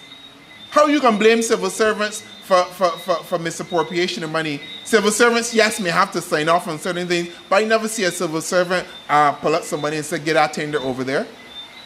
I never see a civil servant necessarily do the issues in terms of nepotism or employing friends and family. These things happen at the ministerial level when the minister father can call somebody and say, I want this boy to sit on a canteen board, and all these kind of foolishness that go on in the country.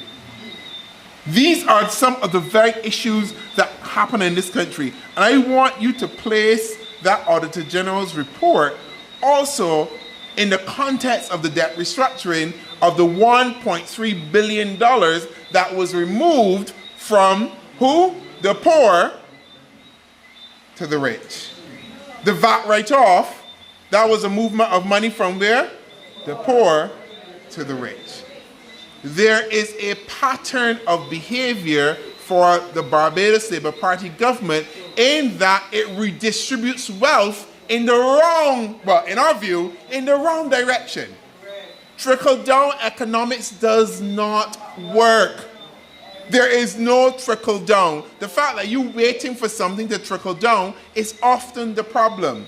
You have to actively engage in wealth redistribution in this country if you are going to improve the lives of people.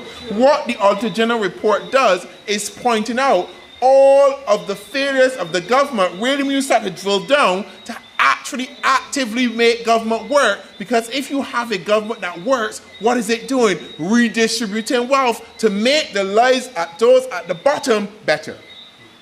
So when you think about the Auditor General's report, people getting upset. Yes, the money is missing. The NCC, think about that 1.3 million that apparently was misappropriated in grease traps.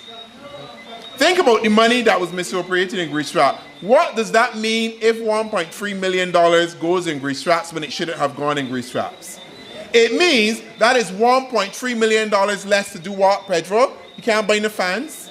It means that is $1.3 million less to fix the road on the way up here to Clowes. Is it 1.5? Oh, Lord. Well, Lord, but you get the point. So when you think about the report, just do not think about the infelicities and the mismanagement of the money. Think about that money in the context that is taking money away from you to do the things that you want to do in your communities, and it is giving it to somebody else who already likely has money. Because when there's misappropriation of money, where is it going? Contracts. It is often going in contracts to contractors and builders and all these other people that the money breaks, all the kind of projects that you can put money in. So when that money goes there, you are giving wealth to people who already have wealth, and you are taking it away from the people who do not have wealth and who need that money. True. So the Auditor General's report is not just a damning report on the performance and the mismanagement of government. What the Auditor General's report, and the fact that this represents one of the worst reports in the history of the Auditor General, what it represents really a philosophical approach to governance of the Barbados Labour Party to redistribute and take money away from the poor and give it to the rich. That is the context in which you have to understand the Auditor General's report. It is not just a simple report of mismanagement and accounting. And you know, the minister today was on the radio just saying, oh, it's just about a few accounting misdeeds, and you know, the money wasn't meant to be there. And you're like, no. How does Sam Lawrence Castle, you take the fact that Sam Lawrence Castle was almost almost $500 million over budget. So let's think about this in context again. Prime Minister comes mid-August. Hot and sweaty, big tour, Sam Lawrence Castle, placate $500 million. I would suspect that the issue of Sam Lawrence Castle and that Auditor General's report was known.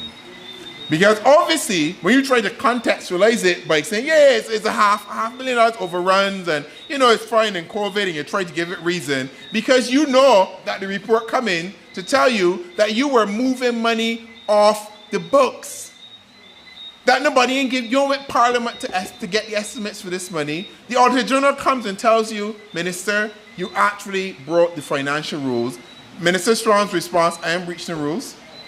How you mean you don't breach the rules? Because if you were going to use the money, you have to go to Parliament to vote for the money. You just can't take out the money and move it around like if it's your own money.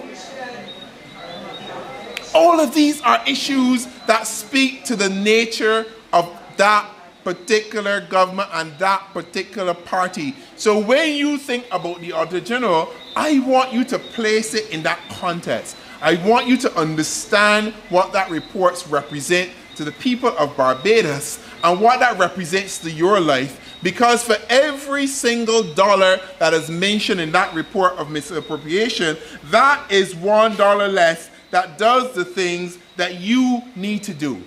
That is $1 less that goes in books. That is $1 less that goes in school meals. That is $1 less that goes in welfare. That is $1 less that will not put the panels on the schools to provide the cooling. That is $1 less that goes in bus fares. That is $1 less that will not buy the equipment at QEH. That is $1 less that cannot buy the mammogram machine that women in this country need at the Queen Elizabeth Hospital. That is what this report represents. This report is just not data and numbers and big terms about accrual accounting and cash-based accounting and off-balance accounting, which, to be honest, today, the minister apparently seems to have admitted that we got 3 accounting type systems going on in the government. I don't understand how we get to there. All this is the mess. But it's not about that. It is about the fact that someone is likely to die and probably die at the QH because they cannot get the resources they need because the money has been misappropriated. You have to make these linkages in your mind. It is likely that that lady that needs that mammogram and that examination will not get it because the machine is not working because you spent money on grease traps. Or you thought it appropriate to move money off the books of government to do something that you decided was mission critical. All of these are the issues that you have to examine and place within the context when you look at the Auditor General's report. And I want you to think carefully about that, because really what we have in this country is a government that has demonstrated that it does not care about the people of Barbados, but importantly, a government that is incompetent to the highest level. So you have the Auditor General report pointing out the philosophical approach, if you like, of the government, but it's also unmasking the incompetency of the government's ability to deliver the most basic of projects in a timely way, the most basic of projects in a way that spends your money effectively. You have the situation where the government brags about the digitalization project. Walter spoke about it. The Auditor General tell you, well, this project ain't gonna happen, and you spent millions on it. Nothing is going to happen. You have a situation where this government seems incapable of making the most basic decisions and the most basic of delivery of projects. You had the Minister of Education bragging about how schools go open on time and all sorts of things. Last week, we were at Queen's College, and while we were there up to 7 o'clock in the night, heavy drilling and machinery was going on at Queen's College, but yet, you are coming with a PR spin about how all the schools ready and everything was ready. They were not ready. Why are you lying to the people of Barbados? If you are honest and you are responsible, own your decisions. What I recognize today from Minister Strawn, you have a government essentially that does not want to own its decisions. It does not want to take the responsibility of government. I do not understand. Why are you in the government? Why are you here? If you are not willing to stand up and be responsible, if you can't be adult, you know, let's call it adulting. If you cannot adult, why are you here in politics? I don't get it. Why is Ryan Strawn? Let us be honest about these things. Why are you in politics? Why are you here if you are not here to serve the public good and answer the questions for the people of Barbados? Why are you here? And we can go through the lens. Why is Kerry Simmons in politics? What are you doing that benefits the people of this country? What are you doing? Every ministry. Ask them to account for the money that was spent in the Ministry of Foreign Affairs with all these ministries that are open. The millions of dollars. Where is the delivery of the goods? Walter mentioned the airline that Jamaica got between Ghana and Jamaica. Where is our link? Why do we have ministries in all of these new places? What are the outcomes? Who is measuring this? Oh, this is the stuff that the Auditor General keeps asking. Nobody can answer. Why are we spending all of this money on international travel, championing climate change? What are the direct benefits to the people of Barbados? Where?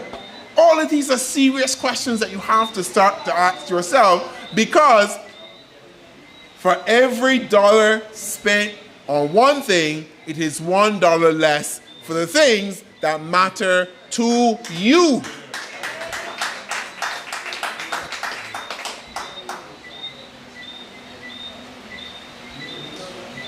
And let us be real about this. And I'm going to give solutions, and I'll get there, because they say, you know, we just don't get the solutions and they want to hear what we can do and all of these things that they will say. And I get it. I get the game playing.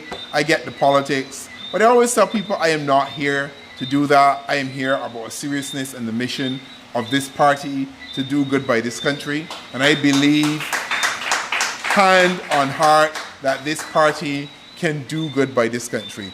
I believe that the revival of this country is tied to the revival of this party. I've spoken about it already. You know, people always ask me, why am I a member of the Democratic Labour Party? And I will tell you plainly why I'm a member of the Democratic Labour Party. I am a member of the Democratic Labour Party because this is a party that cares for the people of Barbados and wants to see the upliftment for the people of this country. And this is a party that wants to see the distribution in wealth so that those who do not have can have and can live out decent lives. That is what is the philosophy of this party, and that is what drives me. So when we come to examine things like the Auditor General's report and we put them in the context to realize that the government keeps taking money away from you to give it to those who already have money, that is a problem for me. That should be a problem for you. That should make you angry. That should make you upset, because that is not what a government is there to do. At its most basic level, the government has to work for you. It should work for you. That's what it's supposed to do. This ain't complex, you know. People just come with all kind of fancy talk, and the prime ministers be mission accomplished and moonshot and global mission and this mission and critical mission and mission. I don't even know, at this point. But really at a base level, you don't need a fancy talk. Let me put this in context for you. So when I became leader of the Democratic Labour Party, and the General Secretary can attest to this, I told the General Secretary, we had a conversation. I said, General Secretary, straight, because we just talked real plain to one another. I said, I might have used a few choice words in there in terms of what we had to do. If we can get George Street up and running in terms of a physical plant, fix 2 bathrooms, get the place taken away, why should anybody trust me with the government? If I can't fix something small and show and demonstrate our capacity and our competence to do the most basic of projects, how am I going to fix the bathrooms at every single school in Barbados if I can't fix the ones at George Street? How am I going to fix the roofs of the schools and the buildings in this country if I can't get George Street working? How am I going to rehabilitate the plants and the buildings of this country if I can't rehabilitate the buildings of George Street? How am I going to get all the disabled access across all government buildings, across all buildings, if we can't make George Street disabled friendly? You understand? If we can't demonstrate the ability to do the things for ourselves, how do we demonstrate that ability to do the things for others? Competence has to begin at home, and I am so proud.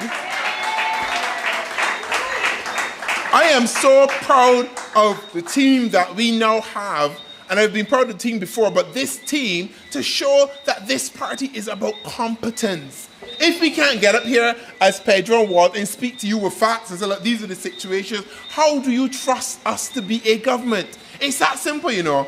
if we can't do a live stream and a little live stream to the people of Barbados, well, how are you going to trust me to live stream across all the schools and put tech into the schools? You get what I'm saying? That is why this party always has to look apart. We always have to be out there looking competent. Everything we do has to be a demonstration of excellence because that is the only thing that we can be judged on. You know, to you know.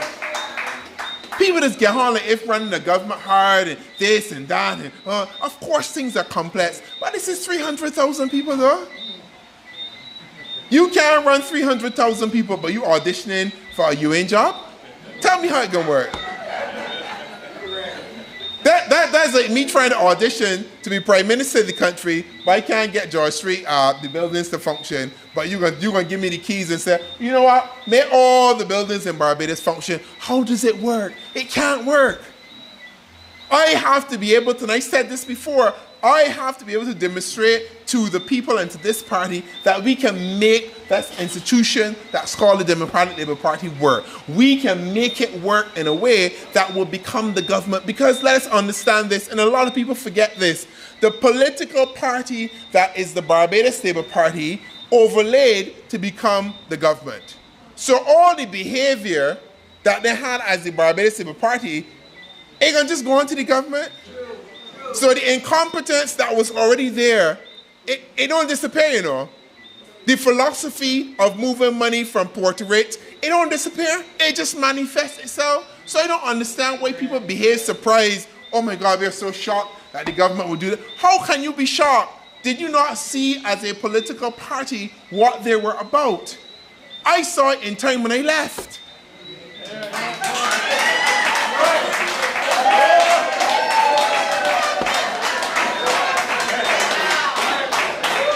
And my friend would eat. Because nobody wakes up one morning and become incompetent. This didn't happen. You think, let me be realistic, you think that Santia's incompetency started yesterday?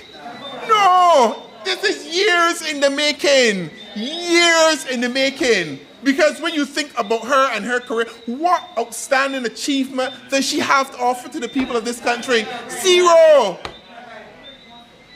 What outstanding achievement does Kay McConney have to offer? Zero, because it manifests itself. Sanjay cannot deliver the bridges. You got bridges in St. Lucie that we visit. I asked him and I said, Mr. Camp, how much money has this bridge to nowhere cost the people of Barbados? Nobody, literally bridge bill into the mid-air, and nobody always can't tell me how much this bridge costs. These are the real issues of incompetence in this country. This is what the Auditor General report is trying to shine a light on. It goes on to talk about things, for example, there's no clear recording of government property. There's no clear recording of overseas travel advances. The government sinking fund, which is the money the government used to pay off debt, there's no schedule. There's no clear notes on the interest that the government had borrowed, or whether it's variable or not. All of these are things, documents not present. We can go through this report, the 150 something pages of it. All of these are issues facing this country. And what is most heartbreaking, and I think it is something that the people of this country have to recognize, what is most heartbreaking is that the ones who will hurt the most are the people of this country. None of these ministers, Minister Strong talking a whole lot of on the radio this morning, nothing wrong with he going into his job tomorrow as if nothing has happened. He will continue as if nothing has happened, and this will continue as if nothing has happened, and next year's report will be more of the same. Because, or worse, because there is a lack of an ability to take responsibility. And some things people think, Ronnie, but you gotta be real strange. So I went on social media, I went on the radio, I took responsibility for all that happened under the DLP, because you know what? I'm the leader of the DLP. You think that I can say, man, you know, nothing to do with me. No, you know what it has something to do with me? Because the moment I took on the mantle that you have given me as your leader and your president, that means all the good, the bad, all of it becomes mine. And I will not separate myself from it. I have to own it, be responsible for it, and the things that need correcting, say to the people of Barbados, look them in the eye, promise and commit to them that I will do better, the Democratic Labour Party will do better, and Barbados will do better. It is that simple. I will not do a ministrant. I don't know what happened. Well, that's the PS. I don't know, that's somebody. Because that is not leadership. You were elected to lead, therefore you have to lead. There are things that happen in the Democratic Labour Party that I ain't do it. But you think that the General Secretary and I could run away from it? When we open the drawer and the issue there, we's got to say, well, General Secretary, well, there's another day, another thing.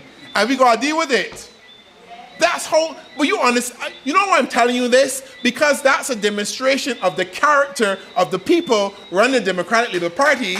And when we become a government, you know what happened? The party gonna overlay the government. So that gonna be a demonstration of the character of the minister that you can get. When I open the drawer and I see something, I will come and have to say, my fellow Barbadians, this is what we have found, these are the issues, and this is what we're going to do. And I said, well, you know, that's my problem. They do that. Because when we do that, you know who can hurt? You. All the time. Every time, the loser from this is always the people of this country.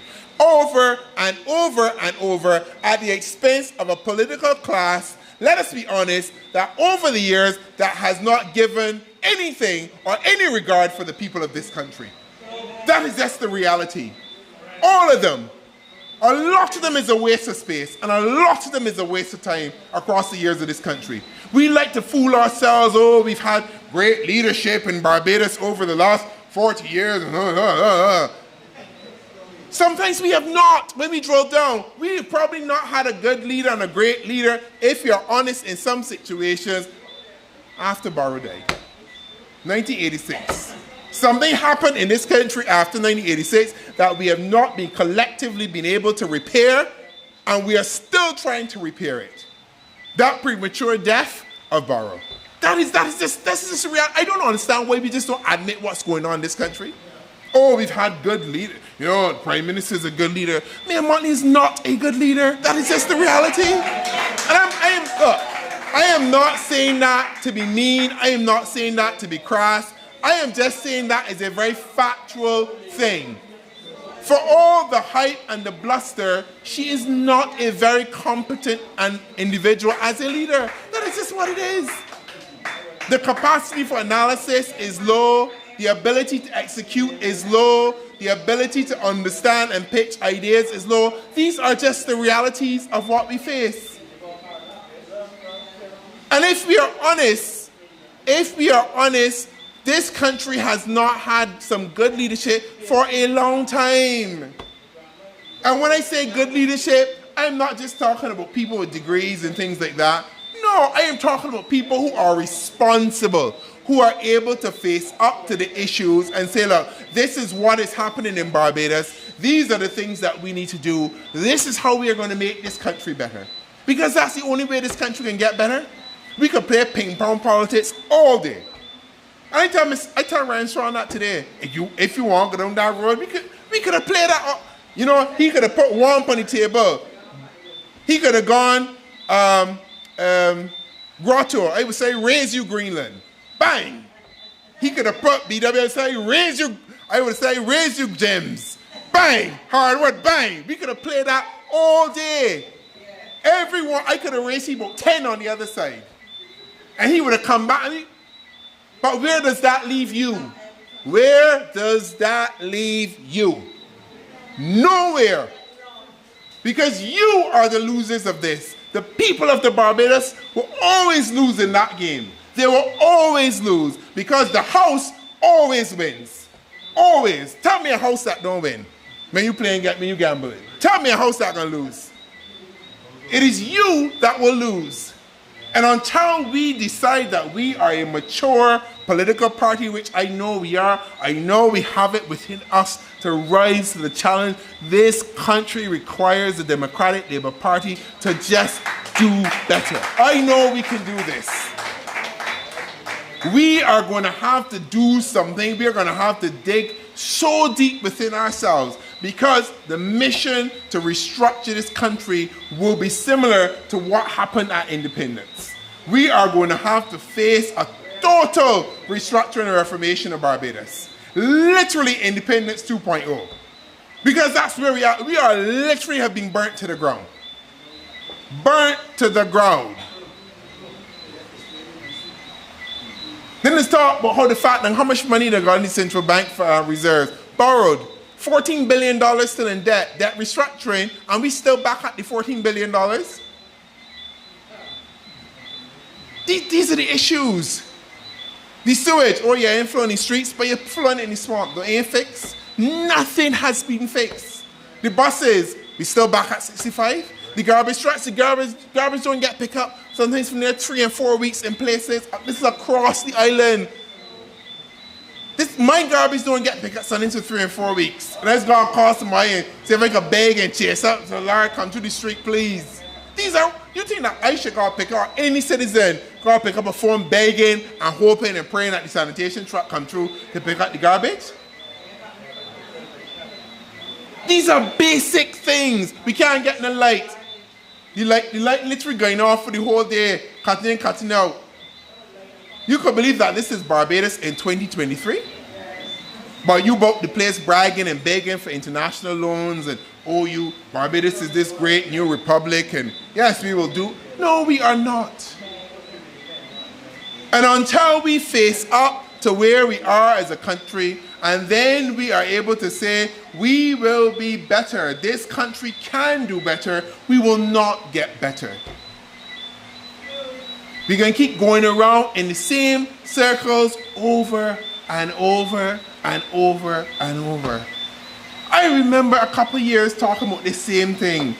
And at that time I went to DLP headquarters that invite me. They probably didn't know better back then. That invite me. But that's the beauty about the Democratic Labour Party. They invite, wasn't necessarily agreeing with the party, but that's why I love this party. You know, the openness, they will sit down and listen. I said, well, I ain't agree with everything he said, but... And that's why this party is unique. That is why this party has to be best placed to do this job. Because this party will embrace you even if it doesn't fully agree with you. Now curse you a little bit, get enough flashes, but I'm gonna still come and feed you and get a drink. So man, come. And that's the way it should be. Because at the end of the day, this party represents the good and the interests of the people of Barbados. And I'm not saying that the folks on the other side are all bad, or that's not it either. But there's something special about the Democratic Labour Party and the mission that it crafted for itself and for the people of this country. And we can't lose sight of that. We cannot lose sight of that. We have to hold on to that. And we have to understand that the people require us to do better. If there's nothing that puts a jolt in you, the Auditor General's report, let this report fire you up. This is what the country is facing. Millions and millions of dollars gone. And every dollar, that is something less, as I said. Every dollar is something less for you, your family, your children, your aunts, your uncles. Every dollar is one street less paved, one street light less, one book, one meal, one more homeless person, one more sick person, because we're not using our resources correctly. Couple of years, this is maybe what, 10 years ago, there was a World Bank report which said, in at the Caribbean, so they don't have money or resources. It's that we spend it badly. We don't know, people just don't spend it properly. Where are the priorities of government? How are you championing your priority? You championing climate change. I ain't dismissing climate change. Don't get me, don't go on so. I ain't dismissing climate change. But what are the priorities right now that the people of Barbados need to champion? What should you be out there championing?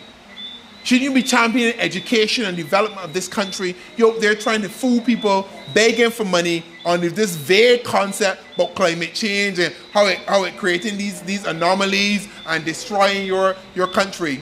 But the Auditor General report telling you that the Treasury and certain institutions have not had audited statements for the last 10, 20, 50 years, but you gonna complain that the bank won't give you proper loans. Why would I give you a loan if you can't produce an audited statement? When you go to the credit union, the bank wouldn't tell you, bring your pay slip, and don't tell you, fill out the form and show me how much money you spend on food and da. Why you think as a country you're gonna be any different? Like I said, bring the audited statement. You can't produce no audited statements, and you expect to get free loans and concessionary loans, and you up there quoting Bob Marley, yeah, liberate my people. Liberate them from what? You? That would be good. Because at this point there is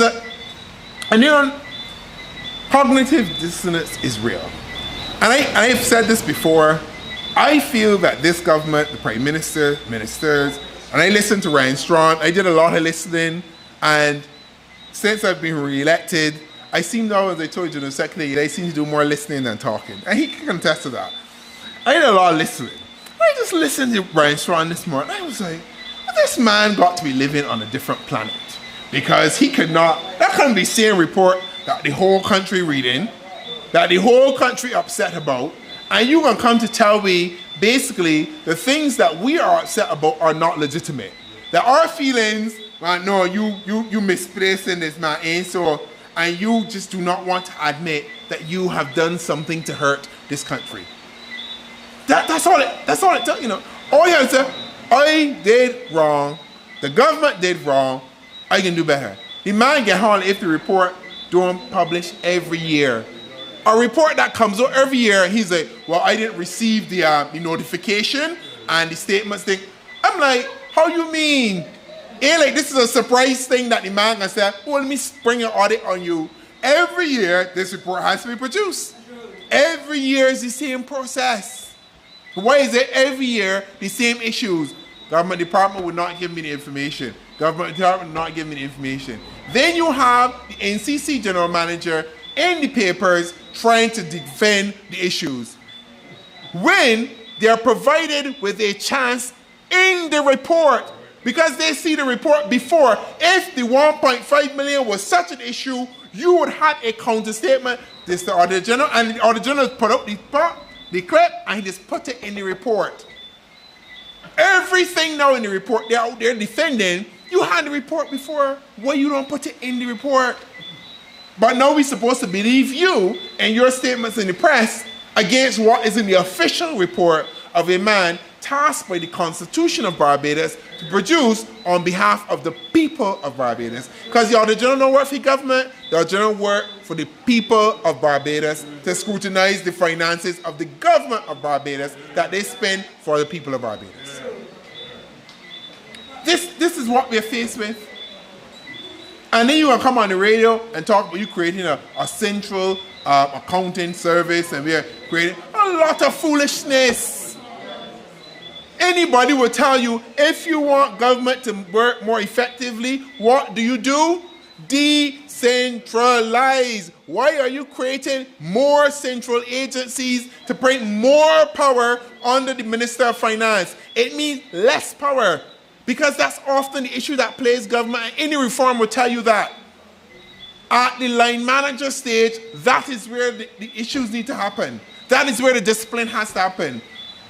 That is where the rewards have to happen. That is where all the appeals, all that. Why are you creating more centralized agencies in government?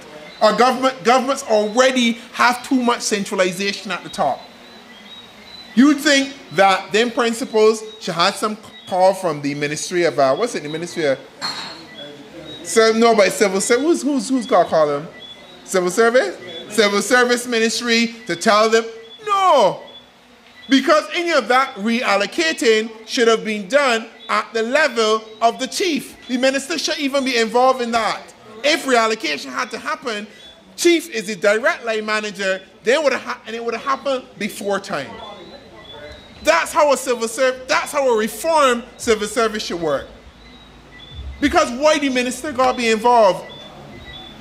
Because let me tell you something, if I was Prime Minister and one of my ministers had get involved in that midnight reshuffling, I would have fired you the same way at midnight, because you would have wake up in the morning and you would understand that you don't have a job.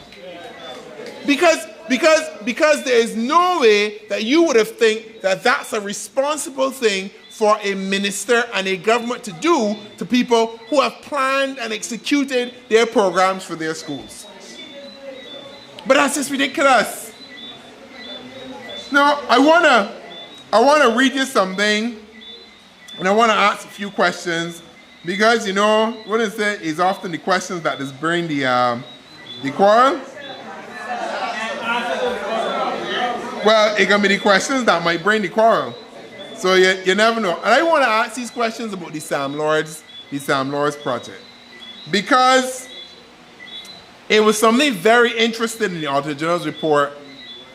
I don't know if you read it, but what the Auditor General's report revealed is that it doesn't seem to be clear who owns Sam Lords Castle. And I'm like, so there's a government, millions and millions of dollars being invested. And over to now, nobody seems to understand who owned the property or who is ultimately responsible.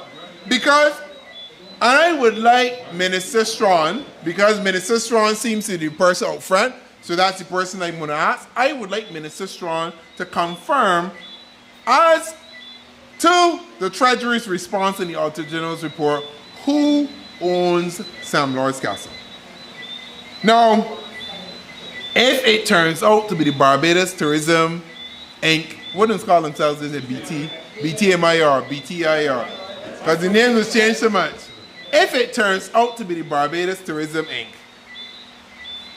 why haven't they produced any audited financial statements for the last 4 years? And is it not reckless, unaccountable behavior? And then you allow $175 million to be spent that wasn't approved in the estimates. So these are all the issues that report shows up.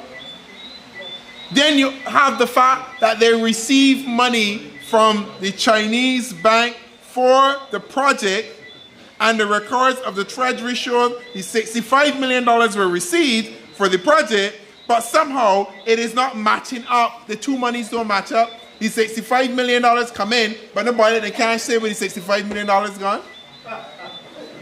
Oh, this is stuff in the report, you know. This is not made up stuff. This is things that I say. This is just stuff that is in the report. And the reality is, and I said I don't want to keep going too long. No, it's a Sunday night, and when I gotta get home, I want to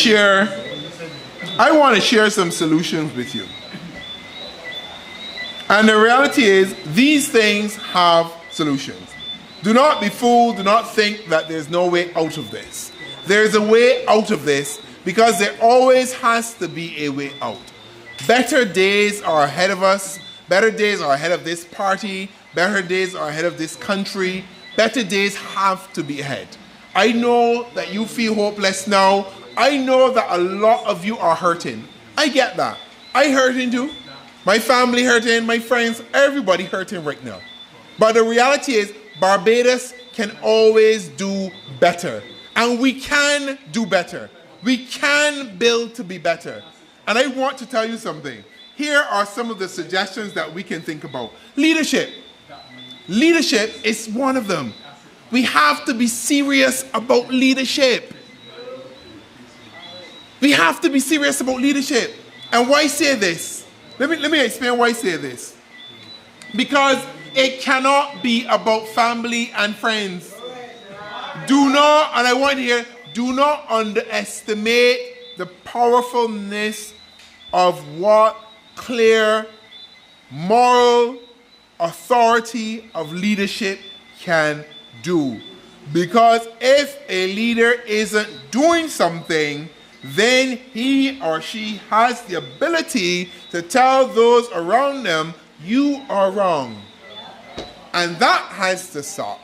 But if you in the susu and you in the mess, how you gonna tell anybody to stop and pull back?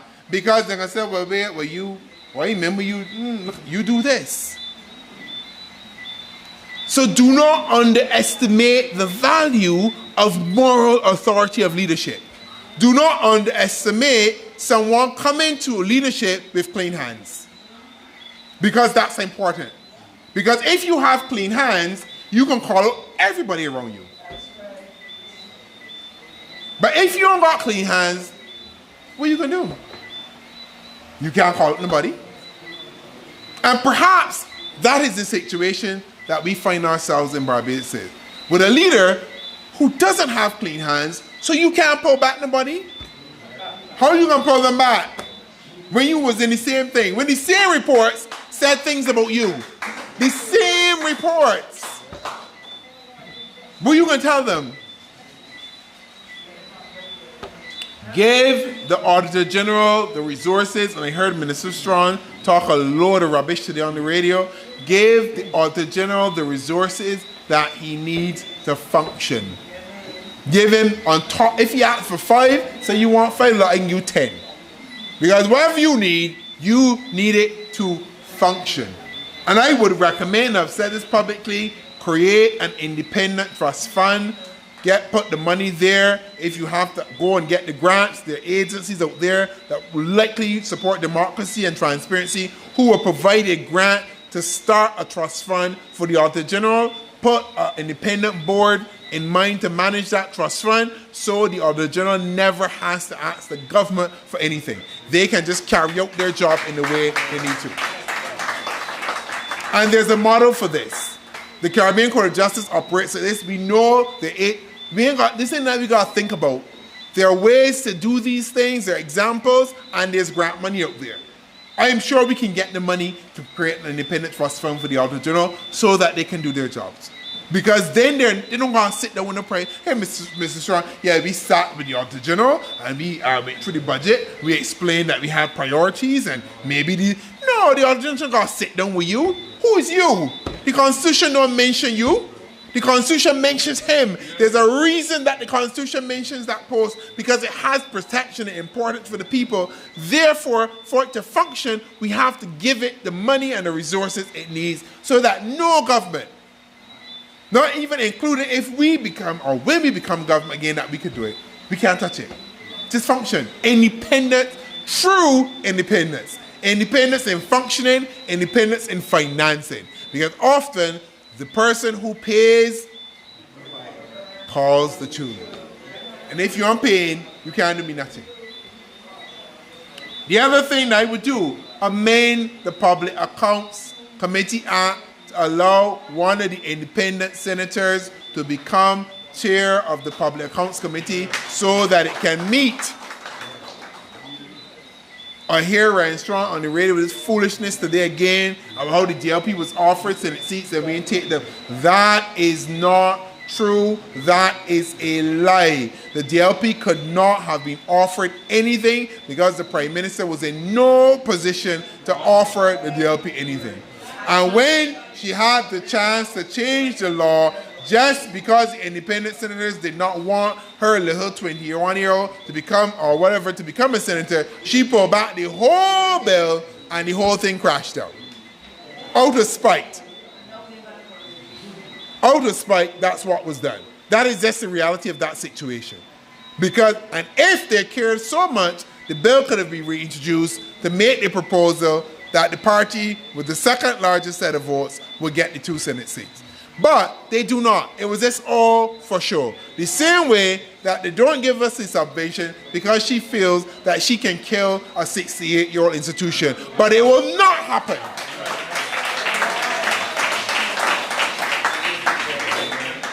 If the members of this party, each of us have to give $1 or whatever it is, we will do so to ensure that this party functions and survives for the benefit of the people of this country. And the other proposal, reform the civil service. And actual reform, not reform in name, actual civil service reform. And there are examples in the Caribbean. Cayman is a perfect example of this. And the key things to diversity reform: be a fair, responsible employer. Empower and support your line managers. Support professional growth and development. And there has to be an explicit focus on outcomes and outputs. These are the sort of things that we can do to make this country better. These are the things that we have to focus on when we talk about governance and governance reform. These are the kind of issues. And one of the things I talked about today, an independent Attorney General's office. The Attorney General should no longer sit as a member of Parliament in this country, because then you don't got to deal with the conflicts issues because you're not a member of Parliament. Jamaica has gone this route. We know in the US this is already a route. The Justice Department has the power to investigate the government. They just don't offer advice. And that is what we need: an independent Attorney General's office with the ability to put the government in the dock. That is where we talk about real governance reform. That's where we gotta go. And you get all this foolishness. I saw, I think it was Deputy Commissioner Thompson making the point, oh, you don't want to create that situation. She doesn't understand. Nothing is wrong with the things, the way they function. Obviously, you wouldn't understand, because if you're gonna build golden showers, you don't understand. You don't understand the need for governance reform in this country. You won't get it. You will never get it. So maybe you're not the person to have that conversation with. Because how could you not get that an independent office of the Attorney General would be good for the governance of this country, because he won't be in a conflict the same way that he's like, oh, I can't deal with the issue in St. Joseph at, I can't deal with the issue down there. Look. No, the one in Bathsheba.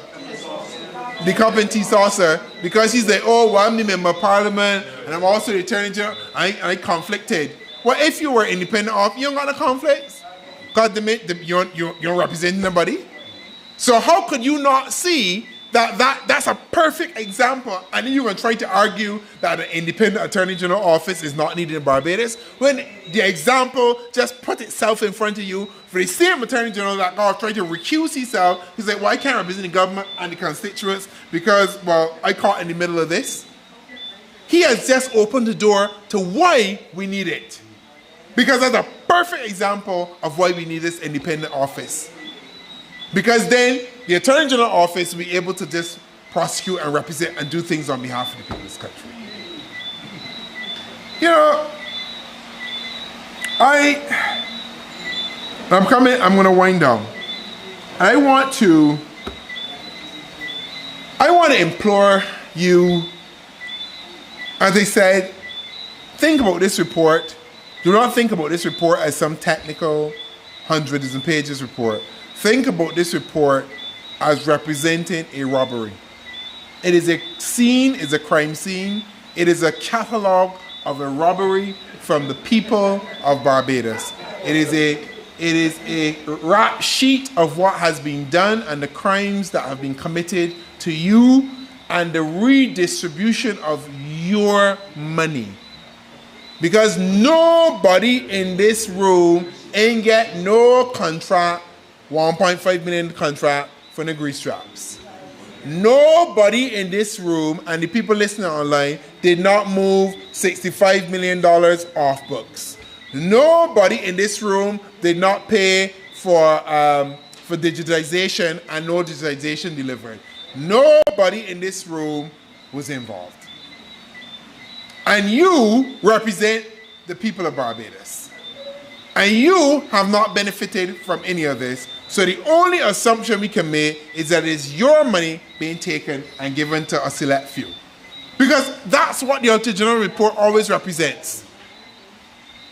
Any of y'all got contracting companies? You just build bricks? You just build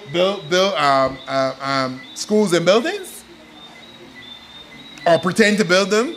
Because you know, after last election, a lot of companies all of a sudden come up. A lot of companies. These are the realities. People that ain't know about construction, Lord, all of a sudden is consultants.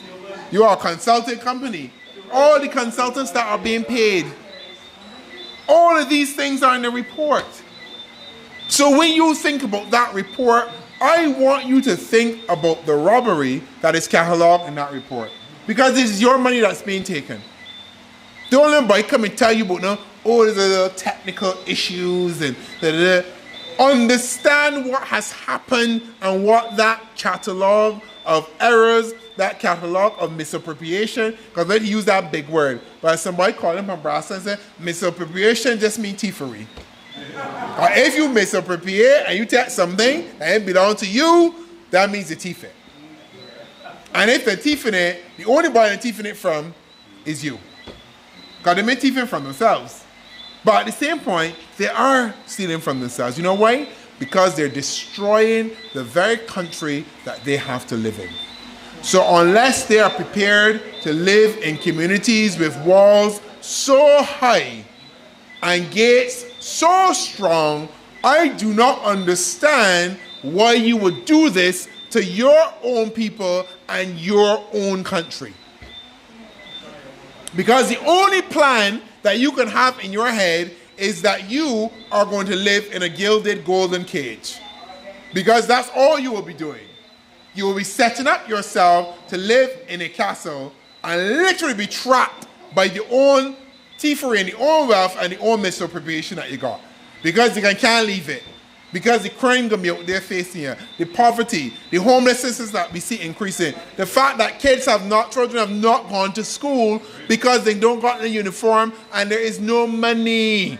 People calling us here in the party, we are trying our best, and I implore all those who we tell that we can help, hold on, we are trying. Understand, we too don't got much, but we are trying and we will do our best to help you. This is a party, let me talk about commons, this is a party that built 2 houses in less than a year.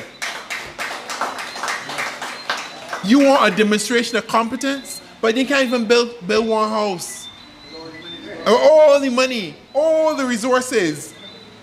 People that got affected in the last hurricane still waiting. All of these are the issues I want you to understand. When we talk about incompetence, we are not just talking about the base level incompetence of a little thing here or near or there. This government is destroying the fabric and this country at a deep, deep level. And it is reflected in a sense of hopelessness that I have never seen, even in the lowest times of this country, at any point, at any government. The job ahead of this party will be hard. It's going to be rough. When you are here, I tell you no, it is work. It is enough laboring, the work. You got to turn up for work. Because when we win the government, there will be nothing but work. The reward for winning, I tell them when it's going to be work. Because that's all we got. We got so much work to rebuild the basics of this country. I ain't talking about nothing fancy. I talk about literally making sure the people of St. Lucie get water that is not brown. That the people of St. Peter can get water that don't taste like salt. That the roads that between, when you're driving down, when you're going to St. Joe's, I mean you're in St. John, and you're going down Martins Bay Road down from St. Andrew, that road is fixed. I am talking about the fact that the clinics in St. Andrew, the outpatient clinic should open. Or the Morris Bayer Polyclinic, the dental office in there needs to function. Basics. We ain't talking them fancy, you know. That you can put solar panels on the roofs so that the schools could be cooled. I am talking about completing the basic projects of the last DLP government, building houses for people. Decent houses. Not a solar farm pretending to be a housing project. All of these are the issues facing this country. And yet you get a lot of foolishness and people talking about, oh yes, things are going well and the global standard. What global? I would really like, listen to me, I'm not gonna wrap up. I would really like, right, some of these IMF, UN, all of these funding agencies that's be flaunting about the place and and thing. World Bank. When you come to Barbados, the Fitch and the Moody and the rating agencies, come and talk to the people of this country. If you can't find them, find Joy Street and we can carry you to them. You don't gotta worry. So you actually understand the foolishness that you are being fed, because there's no way that you think that Barbados is running well, or that you think, oh, this is just the opposition keeping noise. We are not. These are the I want them to listen to me very carefully. I want the UN, I want all these agencies, all the commissions, and this body and that body. Listen to me very, very carefully. And I want the reports to report this message. The people of Barbados are hurting. It doesn't matter what the Prime Minister or what the others are pretending to tell you that Barbados is doing so great. We are not doing well. Barbados is not well. The people are not well. They are hurting and they need help. That is just the reality. So all the fancy talk and all the fancy papers and Bridgetown Initiative and that initiative, when I get a phone call saying my granddaughter cannot go to school because there are no uniforms or because we do not have food, that is the reality of Barbados. When I get a phone call that says my house has not been repaired since the last hurricane and I am literally living in a shed, that is the reality of Barbados. When we get a phone call that says that there are kids that cannot go to school because they have no uniforms, that is the reality of Barbados. When we get that phone call that the person ain't got no shoes, that is Barbados. When we get a phone call that says, actually, I can't get home because there's no bus and actually it's got to sleep at work because if I leave at 8 o'clock, then the point I can miss the bus, I can well sleep and be back for the next day shift that's starting at 6. That is the reality of Barbados. When I get a phone call that we can't pay our bills, that is the reality of Barbados. Barbados is not the Bridgetown Initiative. Barbados is not about climate change reform. Barbados is not about that. That is where we are. People can't buy food. How do these things help the people of this country?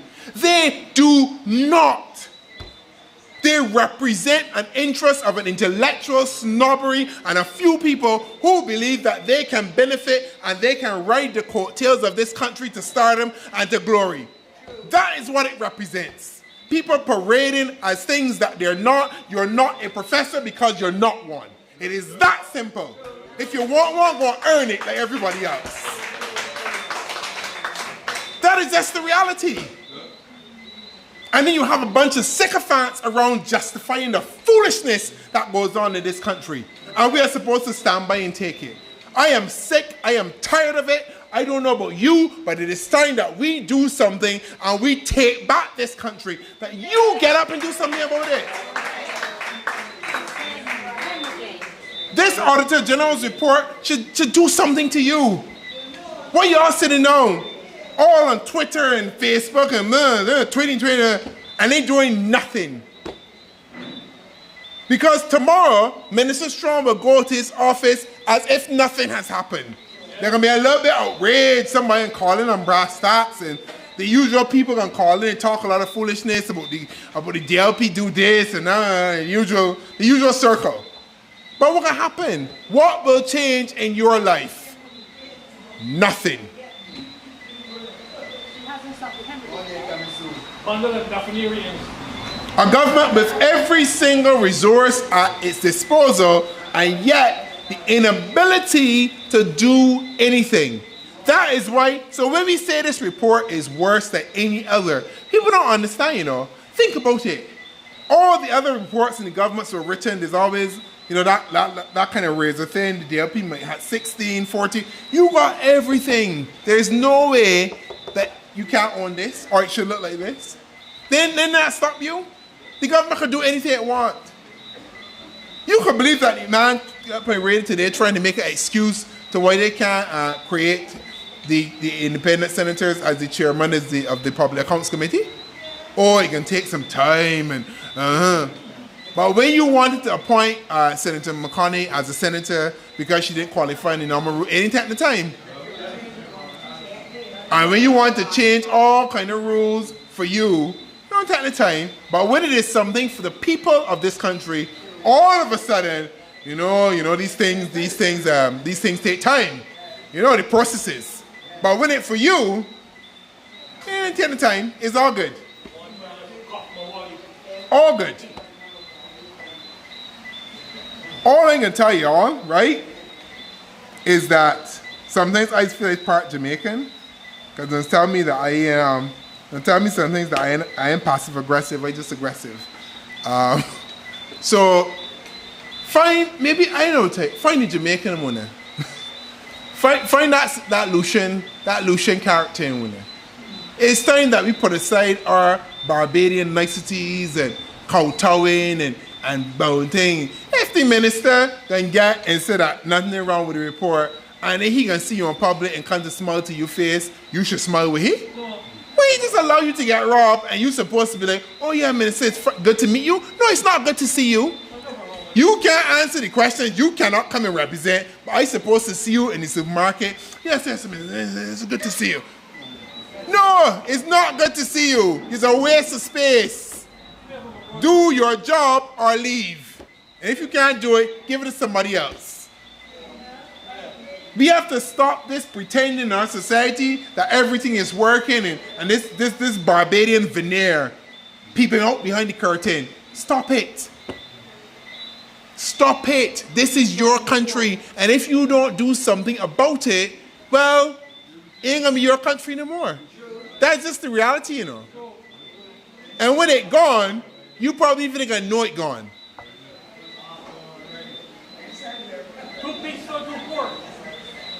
It is time to stop being peaceful, poor, and polite. Foolishness. Oh, I peaceful and I poor and I polite. You poor and what? You getting kicked every single day and you are supposed to take it? Why? From a government that obviously does not care about you? Because you could see the representation today from the government. If the government cared, they would have come and said, this is not right. We are going to do better by the people of this country. That is what a caring government does. Anyway, I want to end and to say that we can build that new Barbados. We can build that shining city on the hill. And this is one of my favorite verses when I talk about governance and building a new country. You are a light unto the world. A town built on a hill cannot be hidden. Neither do people light a lamp and put it under a bowl. Instead, they put it on a stand, and it gives light to everyone in the house. In the same way, let your light shine before others, that they may see your good deeds and glorify your Father in heaven. So, comrades, Democratic Labour Party friends, supporters, my fellow Barbadians, my fellow Caribbean persons, anyone watching, tonight I want you to be a light unto the world. Do not hide your light. Do not hide your talents. Do not hide behind anything. Stand up for what you believe in. Stand up for this country. Stand up for the future of this country. Stand up for the people that you have never met, that have not been born yet, to understand that Barbados needs you and that we can do better and we will do better with a revived and a renewed Democratic Labour Party at the helm. Good night and God bless you.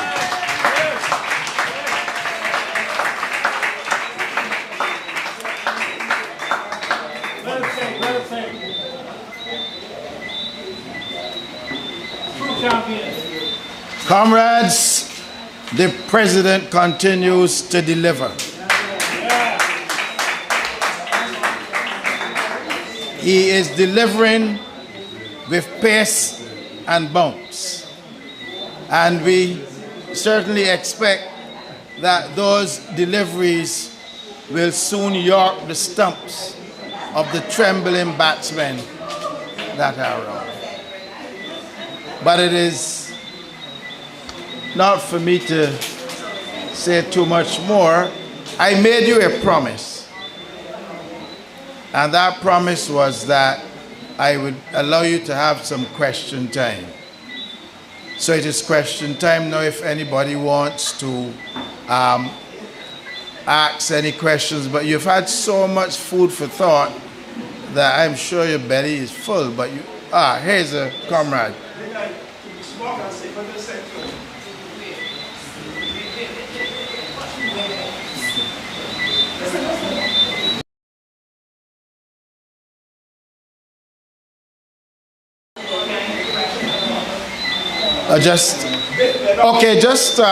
I want to say that we want to have the vote of thanks, and we also want to ensure that the people online are properly recognized. So let's deal first with asking Comrade Annette Wood to deliver the vote of thanks.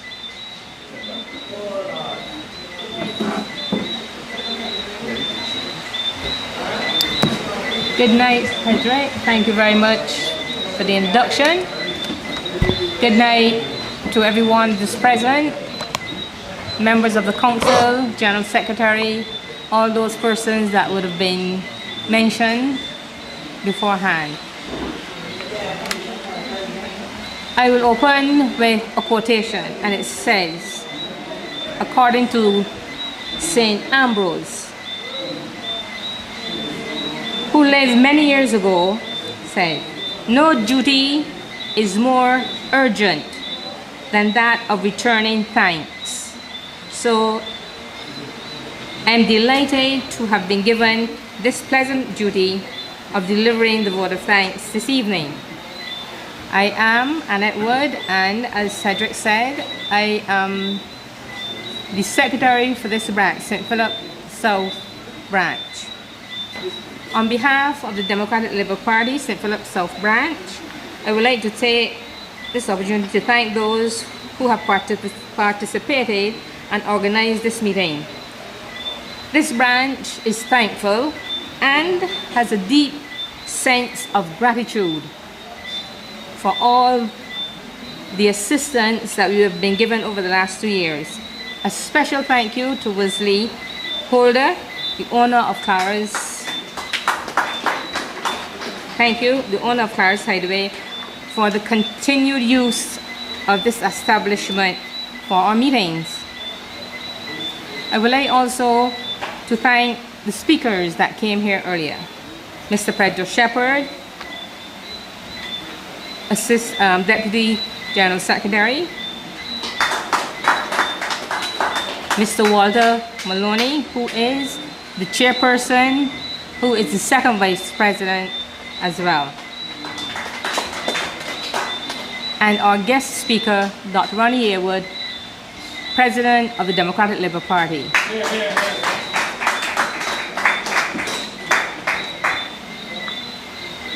I would like to thank all the speakers for the time they have taken to prepare and deliver their speeches. I'm sure you found them very, very invigorating. Lots of food for thought and a lot of action to be taken.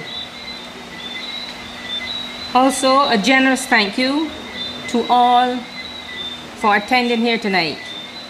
And we hope to see you once again at our next branch meeting. I would also like to take this opportunity to close with a round of applause for the audience, from the audience, for the people whom I have just thanked.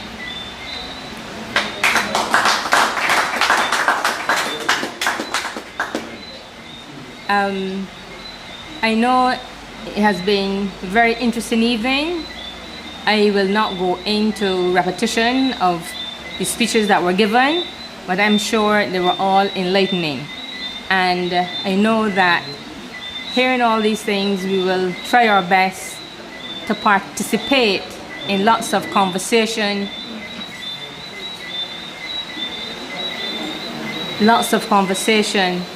Thank you. Anyways, yes, Walter, I'll say a very good night to all, and thank you once again for coming. Sit. Cedric is a very, Walter, please don't. Cedric is a very important person. He has been able to introduce all the speakers and to keep the program going. And I, at the end, would like to hand over the baton back to him so he can finish the race. I thank you.